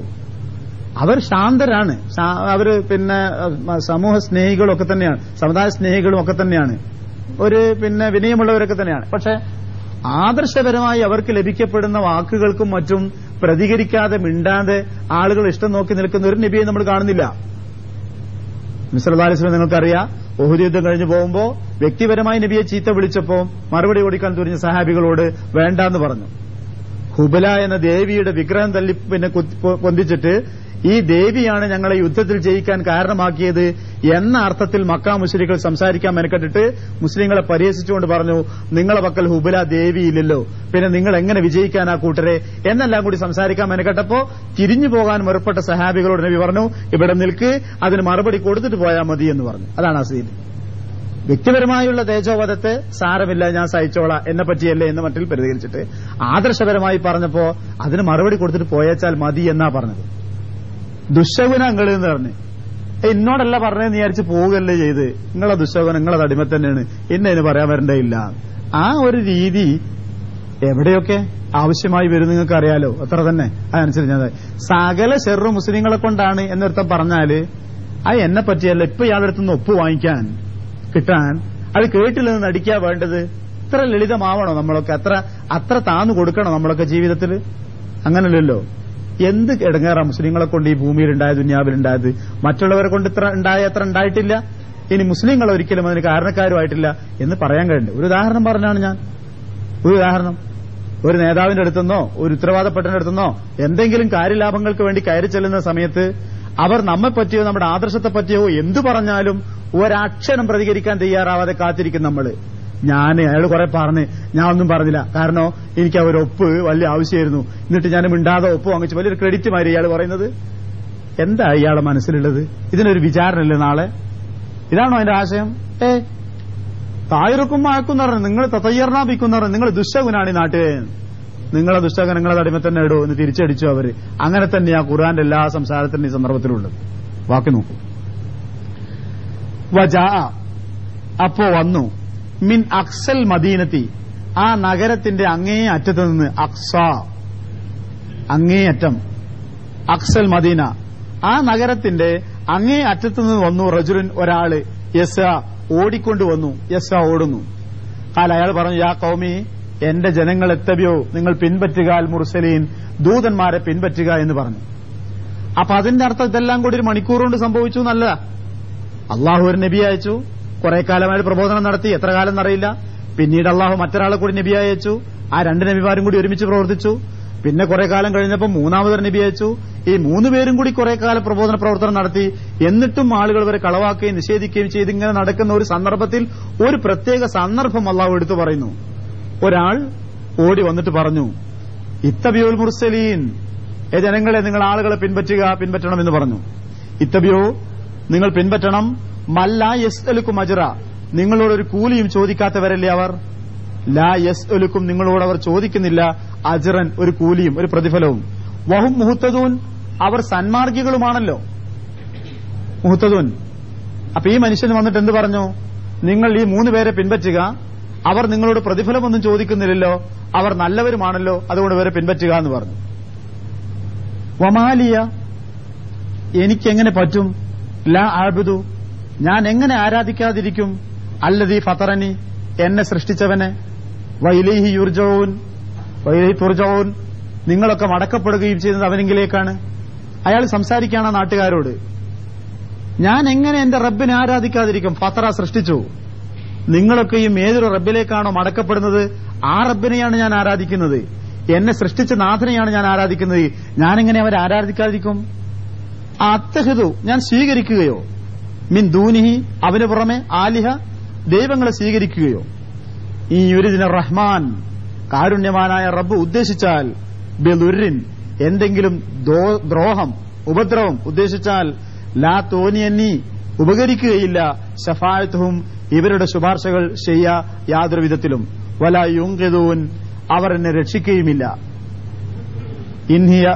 ഇന്നി ഇദല്ലഫീ വലാലി മുബീൻ, അങ്ങനെ ഞാൻ ചെയ്താൽ ഞാൻ വ്യക്തമായ വഴികേടിലായിരിക്കുമല്ലോ എന്നയാൾ പറഞ്ഞു. അത് പറഞ്ഞ വാക്ക് അത്തഹിദു, ഞാൻ സ്വീകരിക്കുന്നു എന്നാ. ആ അത്തഹിദു എന്ന് വെച്ചാൽ ഞാൻ സ്വീകരിക്കുകയോ, മിൻ ദൂനിഹി അള്ളാഹുവിന് പുറമെ, ആലിഹത്തൻ ഇലാഹിന്റെ ബഹുവചനമാണ് ആലിഹത്ത്, ദേവന്മാരെ, ദൈവങ്ങളെ സ്വീകരിക്കുകയോ ഒരിക്കലും പറ്റില്ല എന്നാണ് ആ സ്വരം. ഞാൻ എങ്ങനെ സ്വീകരിക്കാൻ അള്ളാഹ്ക്ക് പുറമെ വേറെ ദൈവങ്ങളെ? കാരണം അള്ളാഹു എനിക്കൊരു ഉപദ്രവം തീരുമാനിച്ചാൽ, ഒരിടങ്ങേറ് തീരുമാനിച്ചാൽ, ഇവരുടെ ശുപാർശ കൊണ്ടോ യാതൊരു ഉപകാരവും ഉണ്ടാവില്ല, ഇവർക്കൊന്നും എന്നെ രക്ഷിക്കാനും കഴിയില്ല. പിന്നെ ഞാനെങ്ങനെ അള്ളാഹ്ക്ക് പുറമെ മറ്റു ദൈവങ്ങളെ പിന്നാലെ പോവും? യുരിദ് ഉദ്ദേശിക്കുന്നു. ഈ യുരിദ് ഉദ്ദേശിച്ചാൽ, നീ എനിക്ക് അർ-റഹ്മാൻ അള്ളാഹു കാരുണ്യവാനായ റബ്ബ് എനിക്ക് ഉദ്ദേശിച്ചാൽ, ബിദുർരിൻ എന്തെങ്കിലും നുറ്, ഉപദ്രവം, എടങ്ങേറ്, ബുദ്ധിമുട്ട്, ലാ തുഗ്നി അന്നി പ്രയോജനപ്പെടുകയില്ല, ലാ തുഗ്നി അന്നി ശഫാഅത്തുഹും ഇവരുടെ ശുപാർശ, ശയ്യ യാതൊരു നിലക്കും, വലാ യുൻഖിദൂൻ ഇവർ രക്ഷിക്കുകയുമില്ല എന്നെ, വലാ യുൻഖിദൂനി എന്നാണ്, അവരെന്നെ രക്ഷിക്കുകയുമില്ല. അങ്ങനെ ഞാൻ ചെയ്താൽ ഞാൻ വലിയ ദുർമാർഗത്തിലായി തീരുന്നു പറഞ്ഞു. ഇന്നി ആമന്തു ബി റബ്ബിക്കും ഫസ്മഊൻ, തീർച്ചയായും ഞാൻ വിശ്വസിച്ചവനാണ്, ബി റബ്ബിക്കും നിങ്ങൾ രക്ഷിതാവിൽ, അതുകൊണ്ട് ഫസ്മഊൻ നിങ്ങൾ ഞാൻ പറയുന്നത് കേൾക്കുക എന്ന ആള് നാട്ടുകാരോട് പറഞ്ഞു, നിങ്ങൾ എന്റെ ഉപദേശം കേൾക്കുക. ഈ ആൾ ആരായിരുന്നു? ഒരാൾ എന്നേ ഖുർആൻ പറഞ്ഞല്ലോ, ആരാണ് എന്താന്നൊരു വിശദീകരണം പറഞ്ഞില്ല. ുള്ള ചർച്ച അവിടെ അവസാനിക്കുന്നു. ആരാ നമുക്കറിയില്ല. പിന്നെയുള്ളത് നബി സല്ലല്ലാഹു അലൈഹി വസല്ലമയാണ് പറയേണ്ടത്. നബിയും അതാരാണെന്നൊന്നും പറഞ്ഞിട്ടില്ല. അതുകൊണ്ട് ആ ആളുടെ പേരിന്നതാണ് എന്നൊക്കെ പറഞ്ഞുകൊണ്ടുള്ള ഒരുപാട് കഥകൾ, റിവായത്തുകൾ കേൾക്കുന്നുണ്ട്. ഒന്നും ഹദീസിൽ വരാത്ത സ്ഥിതിക്ക് നമ്മൾ സ്വീകരിക്കേണ്ടതില്ല എന്ന് മാത്രം. ഖീല ദുഖുലിൽ ജന്ന, അയാളോട് പറയപ്പെട്ടു താങ്കൾ സ്വർഗത്തിൽ പ്രവേശിക്കുക. അതിന്റെ അർത്ഥം എന്തായി? ഈ പറഞ്ഞ ഉപദേശിയായി വന്ന ഈ നാലാമതായി വന്ന ഈ മനുഷ്യനെ, ഈ ഓടി വന്ന മനുഷ്യനെ ആ ആളുകൾ കൊന്നു എന്നാണ് ഇതിൽ നിന്ന് മനസ്സിലാകുന്നത്. കാരണം അയാളോട് പറയപ്പെട്ടു സ്വർഗത്തിൽ പ്രവേശിക്കുക, തൊട്ട പിന്നാലെ അള്ള പറയുമ്പോൾ അതിന്റെ അർത്ഥം ഈ നന്മ ഉദ്ദേശിച്ച ആ മനുഷ്യനെ ആ നാട്ടുകാർ കൊന്നു, അങ്ങനെ അയാൾ ഷഹീദായി, അങ്ങനെ അയാൾ സ്വർഗാവകാശിയായി മാറി എന്നാണ് അതുകൊണ്ട് ഉദ്ദേശിക്കുന്നതെന്നാണ് ഖുർആൻ തഫ്സീറുകൾ പൊതുവെ ഏകകണ്ഠമായി പറഞ്ഞു കാണുന്നത്. വ്യക്തമല്ല, അവർ കൊന്നു എന്ന് ഖുർആൻ ഉപയോഗിച്ചിട്ടില്ല. പക്ഷെ ആ രീതി ഉണ്ടല്ലോ, അയാൾ വന്നിങ്ങനെ ഓടി വന്ന് പറഞ്ഞു, നിങ്ങളോടൊരു കൂലിയും ചോദിക്കാത്ത സന്മാർഗികളായി ജീവിക്കുന്ന ഇവരെ നിങ്ങൾ പിൻപറ്റണം. ഞാനെങ്ങനെ എന്റെ നാഥനെ ആരാധിക്കാതിരിക്കും? അവനല്ലേ എന്നെ സൃഷ്ടിച്ചത്, അവനെങ്കിലേക്കല്ലേ നമ്മളൊക്കെ മടക്കപ്പെടുകയും ചെയ്തത്. മാത്രമോ അവൻ വല്ല ലറും ഉദ്ദേശിച്ചാൽ അത് മാറ്റാൻ ഇവരുടെ ശുപാർശ കൊണ്ടും കഴിയില്ല, ഇവർക്ക് രക്ഷിക്കാനും കഴിയില്ല. പിന്നെ ഞാൻ എങ്ങനെ അള്ളാനെ വിട്ട് മറ്റുള്ളിടത്തേക്ക് പോവും എന്നൊക്കെ അയാൾ ഇങ്ങനെ സംസാരിച്ചപ്പോ ആളുകൾക്ക് ഇത് ഇഷ്ടമായില്ല എന്ന് ഉറപ്പ്. ആ ആളുകൾ അയാളെ കൊന്നു. അങ്ങനെ അയാൾ സ്വർഗാവകാശിയായി മാറി. എന്നിട്ട് അയാൾ പറയണം അന്നേരം, യാലൈത്ത ഖൗമി യഅലമൂൻ, യാലൈത്ത ഖൗമി യഅലമൂൻ, എന്റെ ജനങ്ങൾ അറിഞ്ഞിരുന്നെങ്കിൽ. അയാൾ അവിടെ ആ മരിച്ചു ചെന്നതിന് ശേഷം നമ്മൾ ഓർമ്മിക്കാണ് സ്വർഗത്തിലെത്തിയിട്ട്, ബിമാ ഗഫറ ലി റബ്ബി, എന്റെ നാഥൻ എനിക്ക് പൊറുത്തു തന്നു എന്ന കാര്യവും, വജഅലനി മിനൽ മുക്രമീൻ, ബഹുമാന്യരുടെ കൂട്ടത്തിൽ എന്നെ ഉൾപ്പെടുത്തി എന്നതും ആക്കി എന്ന വിവരവും എന്റെ ജനങ്ങൾ അറിഞ്ഞിരുന്നെങ്കിൽ. ശുഹദാക്കൾ ഒരു പ്രത്യേക ജീവിതം ജീവിക്കുന്നുണ്ട്, സ്വർഗാവകാശികളാണ്, സ്വർഗസ്ഥരാണ് എന്നൊക്കെ ഖുർആനിലും ഹദീസിലും വ്യക്തമാകാണല്ലോ. അതുകൊണ്ടാണ് സ്വർഗത്തിൽ പ്രവേശിച്ചു എന്ന് പറയുന്നത് ഇപ്പോഴേ. അപ്പൊ ആ സ്വർഗീയ സുഖം അനുഭവിക്കുമ്പോൾ അയാൾ പറയാണ്, എന്റെ എല്ലാ തെറ്റും എന്റെ റബ്ബ് എനിക്ക് പുറത്തു തന്നു, എന്നെ എന്തോ ഒരു ബഹുമാനത്തോടെയാണ് ഇവിടെ സ്വീകരിക്കപ്പെട്ടിരിക്കുന്നത്. ഈ സത്യാവസ്ഥ എന്റെ ജനങ്ങൾ അറിഞ്ഞിരുന്നെങ്കിൽ അവർക്ക് ചിന്തിക്കാൻ വഴി സാധിക്കുമായിരുന്നല്ലോ എന്ന് അയാൾ പറയുകയും ചെയ്തു. ഓക്കെ, ഈ അവസാനത്തെ 3-4 ആയത്തുകൾ ഞാൻ അല്പം വേഗത്തിലാണ് പോയത്. ഇനിയും അത് വീണ്ടും അടുത്ത ആഴ്ചക്ക് വിശദീകരിക്കാൻ വെക്കണ്ട എന്ന് വിചാരിച്ചിട്ടാണ്. ഈ ആയത്തുകളുടെ കൂടെ ഒരു ഓട്ടം നടത്തി നോക്കൂ നിങ്ങൾ. എന്തെല്ലാം മനസ്സിലാക്കാൻ പറ്റുന്നറിയോ ചില കാര്യങ്ങൾ. ഒന്ന്, ഖുർആൻ ഒരു സംഭവം വിവരിക്കുകയാണ് ഇവിടെ. ഇത് ഖുർആന്റെ ഒരു രീതിയാണ്. ഖുർആൻ നമ്മളെ പഠിപ്പിച്ചെന്ന രീതി എന്താണെന്നറിയോ? നമ്മുടെ സ്വന്തം ജീവിതത്തിൽ അനുഭവങ്ങൾ വരാൻ കാത്തിരിക്കേണ്ടയില്ല എന്നാണ്. മുൻകാല ചരിത്രങ്ങളിൽ അല്ലെങ്കിൽ നമ്മോടൊത്തു കഴിയുന്ന മറ്റുള്ളവരിൽ സംഭവിക്കുന്ന കാര്യങ്ങൾ നമുക്ക് പാഠമായി തീരണമെന്നാണ് ഖുർആന്റെ പാഠം. മനസ്സിലാവുമല്ലോ? ഖുർആൻ ഈ രീതി പഠിപ്പിക്കുന്നത്. മറ്റുള്ളവരുടെ സംഭവം, മുമ്പ് കാലത്ത് വന്ന അമ്പിയാക്കന്മാരുടെ സംഭവങ്ങള്, ജനതയുടെ സംഭവങ്ങളൊക്കെ ഖുർആൻ ഇങ്ങനെ ചൊല്ലിത്തന്നത് അതേ സംഭവം നമ്മളിൽ വരാൻ വേണ്ടി കാത്തിരിക്കാനല്ല, ആ മറ്റുള്ളവരിൽ സംഭവിക്കുന്നത് കണ്ടിട്ട് പാഠം ഉൾക്കൊള്ളാനും മനസ്സിലാക്കാനൊക്കെ വേണ്ടിയിട്ടാണ്. അത് മുസ്ലിങ്ങൾ വ്യക്തികളായിരുന്നാലും ശരി, സമൂഹമായിരുന്നാലും ഒരിക്കലും മറക്കാൻ പാടില്ലാത്ത കാര്യങ്ങളാണല്ലോ. അപ്പത് മനസ്സിലാവുമല്ലോ. അതൊക്കെ എന്ന് പറഞ്ഞാല് വളരെ വിശാലമായ അർത്ഥത്തിലുള്ള പാഠങ്ങളാണ് അതൊക്കെ. പണ്ടൊക്കെ അങ്ങനെയാണ് മുസ്ലിങ്ങൾ. എവിടെയെങ്കിലും എന്തെങ്കിലും സംഭവങ്ങൾ ഉണ്ടായാൽ അത് എങ്ങനെ മുസ്ലിങ്ങളുമായി ബാധിക്കുന്നതെന്ന് പഠിക്കാനും മനസ്സിലാക്കാനും വിലയിരുത്താനും സാധിക്കുകയും പഠിക്കുകയും ചെയ്തു. ഇന്ന് ഒരു ഉദാഹരണം, ഞാൻ വെറുതെ ക്ലാസ്സിൽ നിന്ന് പുറത്തു പോവല്ല. ഇന്ന് അമേരിക്ക ഒരു മുസ്ലിം രാജ്യത്തെ അടിച്ചുകൊണ്ടിരിക്കുന്നു, എന്തോ ഒരു ഇല്ലാത്ത കാരണവും പറഞ്ഞുണ്ടാക്കിയിട്ട്. ഉറപ്പല്ലേ ഇതിനേക്കാൾ നിസ്സാരമായ കാരണങ്ങൾ പറഞ്ഞിട്ട് നാളെ മറ്റന്നാള് മറ്റു മുസ്ലിം രാജ്യങ്ങളെയും അവർ ആക്രമിച്ചുകൂടായികയില്ലല്ലോ. ആക്രമിക്കണമെന്നല്ല, ആക്രമിച്ചുകൂടായികയില്ലല്ലോ. സാധിക്കുകയെന്ന് സംഭവിക്കുന്നതുമല്ലേ അത്. ഈ അനുഭവം കാണുമ്പോൾ ബുദ്ധിയുള്ള മനുഷ്യൻ ആലോചിക്കേണ്ടത് എന്തന്യായമാണ് ഈ ചെയ്യുന്നത്? ഇതേ ന്യായം നാളെ ഞങ്ങൾക്ക് നേരെയും പറയാമല്ലോ.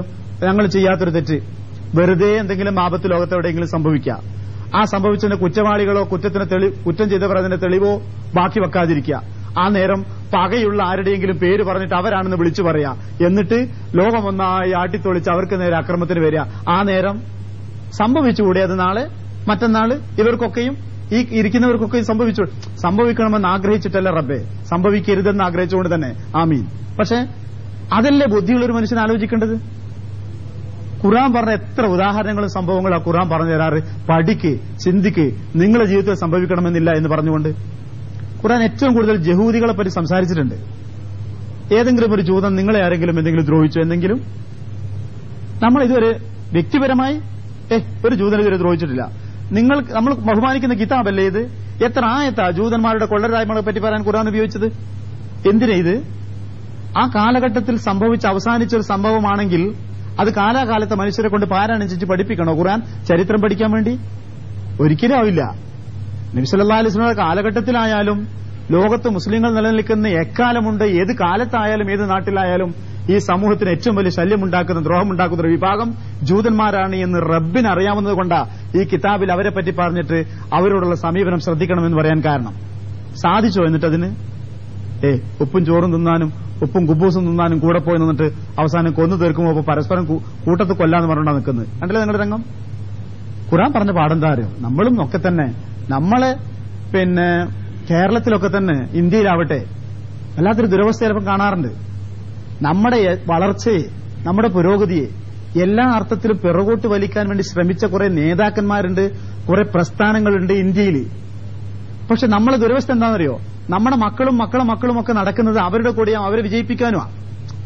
നിങ്ങളതിന്റെ അവസ്ഥ ആലോചിച്ച് നോക്കൂ. ഇന്ത്യയിലും കേരളത്തിൽ പോലും മുസ്ലിങ്ങളുടെ മുന്നോട്ടുള്ള നീക്കത്തിന് തടസ്സം നിൽക്കാൻ വേണ്ടി ശ്രമിച്ച നേതാക്കന്മാരോ പ്രസ്ഥാനങ്ങളോ ഉണ്ട്. ഏതെന്നുള്ളത് ഞാൻ വിശദീകരിക്കണ്ടല്ലോ. എന്നിട്ട് അത് തിരിച്ചറിയാതെ ഈ സമുദായത്തിന്റെ മക്കൾ പലപ്പോഴും അവരെയൊക്കെ വളർത്താൻ വേണ്ടിയിട്ട് സിന്ദാബാദ് മരിക്കാനും വേണ്ടി പോവുക. ഈ പാഠം പഠിക്കുക. ഇനി ലോകമെടുത്തു നോക്കൂ. ലോകത്തിന്റെ വിലക്ക് പല ഭാഗങ്ങളിലും മുസ്ലിങ്ങളെ കൂട്ടക്കൊല ചെയ്യാനും നശിപ്പിക്കാനും, അങ്ങനെ തന്നെ മുസ്ലിങ്ങളായതിന്റെ പേരിൽ മാത്രം മുസ്ലിങ്ങൾ എന്തെങ്കിലും അന്യായം ചെയ്യുന്നതിനുള്ള പ്രതികാരമായിട്ടല്ല, നിരപരാധികളായിക്കൊണ്ട് തന്നെ മുസ്ലിങ്ങളെ കൂട്ടക്കൊല ചെയ്യാൻ വേണ്ടി മെനക്കെട്ട ഒരുപാട് പ്രത്യയശാസ്ത്രങ്ങൾ കൊടിയും പിടിച്ച് നമ്മുടെ നാട്ടിലുണ്ട്. നമ്മുടെ നാട്ടിലെ പല ആളുകളും എന്തിന്റെയൊക്കെയോ പേരിൽ ഈ ഇസങ്ങളെയൊക്കെ വിജയിപ്പിക്കാൻ വേണ്ടിക്കാണ് പാടുപെട്ട് നടക്കുന്നത്. ഖുർആന്റെ പാഠം എന്താ പറയുക? എവിടെയോ നടന്ന സംഭവം മക്കയിലെ ജനങ്ങളെ മുന്നിൽ ചൊല്ലി പറഞ്ഞുകൊടുത്ത് ഖുർആൻ കാലാകാലങ്ങൾക്ക് ജനങ്ങൾക്ക് പാഠമായി പറഞ്ഞു തന്നത് അപ്പുറത്തും ഇപ്പുറത്തും സംഭവിക്കുന്ന സംഭവങ്ങളും കഴിഞ്ഞുപോയ ചരിത്രങ്ങളുമൊക്കെ ഒരു സമൂഹത്തിന് പാഠമായി തീരാൻ ഉപകരിക്കണമെന്നാണ്. ആ നിലക്കുള്ള ഒരു തുറന്ന മനസ്സാണ് ഒരു മുസ്ലിമായ മനുഷ്യന് വേണ്ടതെന്ന് മനസ്സിലാക്കാം. ഇനി ചുരുക്കി പറഞ്ഞാല് അമ്പിയാക്കന്മാർ അലൈഹിമുസ്സലാത്തു വസ്സലാം നിഷേധിക്കപ്പെട്ടപ്പോ ആ നാട്ടുകാർ പറഞ്ഞ രണ്ട് പ്രധാന കാരണം, ഒന്ന് നിങ്ങൾ മനുഷ്യരാണ്, മറ്റൊന്ന് അള്ളാഹ് വഹി എന്ന് പറയുന്ന സംവിധാനം ഉണ്ടാക്കിയിട്ടില്ല. രണ്ട് കാരണം ശ്രദ്ധിക്കല്ലോ. ഇവിടെ ഇന്നത്തെ ബഷറും മിസ്ലുന, നിങ്ങൾ ഞങ്ങളെപ്പോലത്തെ മനുഷ്യന്മാരാണ്. മാ അൻസലല്ലാഹു മിൻ ഷൈഇൻ, അള്ളാഹു ഒന്നും അവതരിപ്പിച്ചിട്ടില്ല. ഈ രണ്ട് പോയിന്റാണ് അവർ ചൂണ്ടിക്കാണിച്ചത്. ഇത് ഇന്ന് നമ്മൾ പറഞ്ഞാലും കിട്ടുന്ന മറുപടി തന്നെ ആയിരിക്കും. എക്കാലത്തും അമ്പിയാക്കന്മാരോട് ജനങ്ങൾ പറഞ്ഞ മറുപടി തന്നെയാണ്. എന്ത്? നിങ്ങളെങ്ങനെ ഞങ്ങൾ പിൻപറ്റുക? നിങ്ങൾ മനുഷ്യരല്ലേ, മനുഷ്യരെങ്ങനെ നിങ്ങൾ പിൻപറ്റുക? നിങ്ങൾക്ക് ദൈവത്തിന്റെ അംശമോ അവതാരമോ അങ്ങനെ വല്ലതുമൊക്കെ ഉണ്ട് നിങ്ങൾ ആലോചിക്കാൻ പിന്നെയും ചിന്തിക്കാം. ഞാൻ മറിച്ച് വെറും മനുഷ്യർ, വെറും എന്ന് പറഞ്ഞാൽ തിന്നുന്ന, കുടിക്കുന്ന, ഉറങ്ങുന്ന, വേദനിക്കുന്ന മനുഷ്യൻ, ആ മനുഷ്യനെ പിൻപറ്റാൻ ഞങ്ങളെ കൊണ്ടാവില്ല. പിന്നെ വഹിയോ റിസാലത്തോ മെസ്സേജോ അങ്ങനെയൊക്കെ ഒന്ന് അംഗീകരിക്കാൻ ഞങ്ങളെ കൊണ്ടാവില്ല എന്നാണ് എല്ലാ കാലത്തെയും ജനങ്ങൾ പറയാറ്. അത് പറഞ്ഞ് മനസ്സിലാക്കിക്കൊണ്ട് നമുക്ക് നമ്മൾ കൂടുതൽ പഠിക്കേണ്ടത് എന്താ?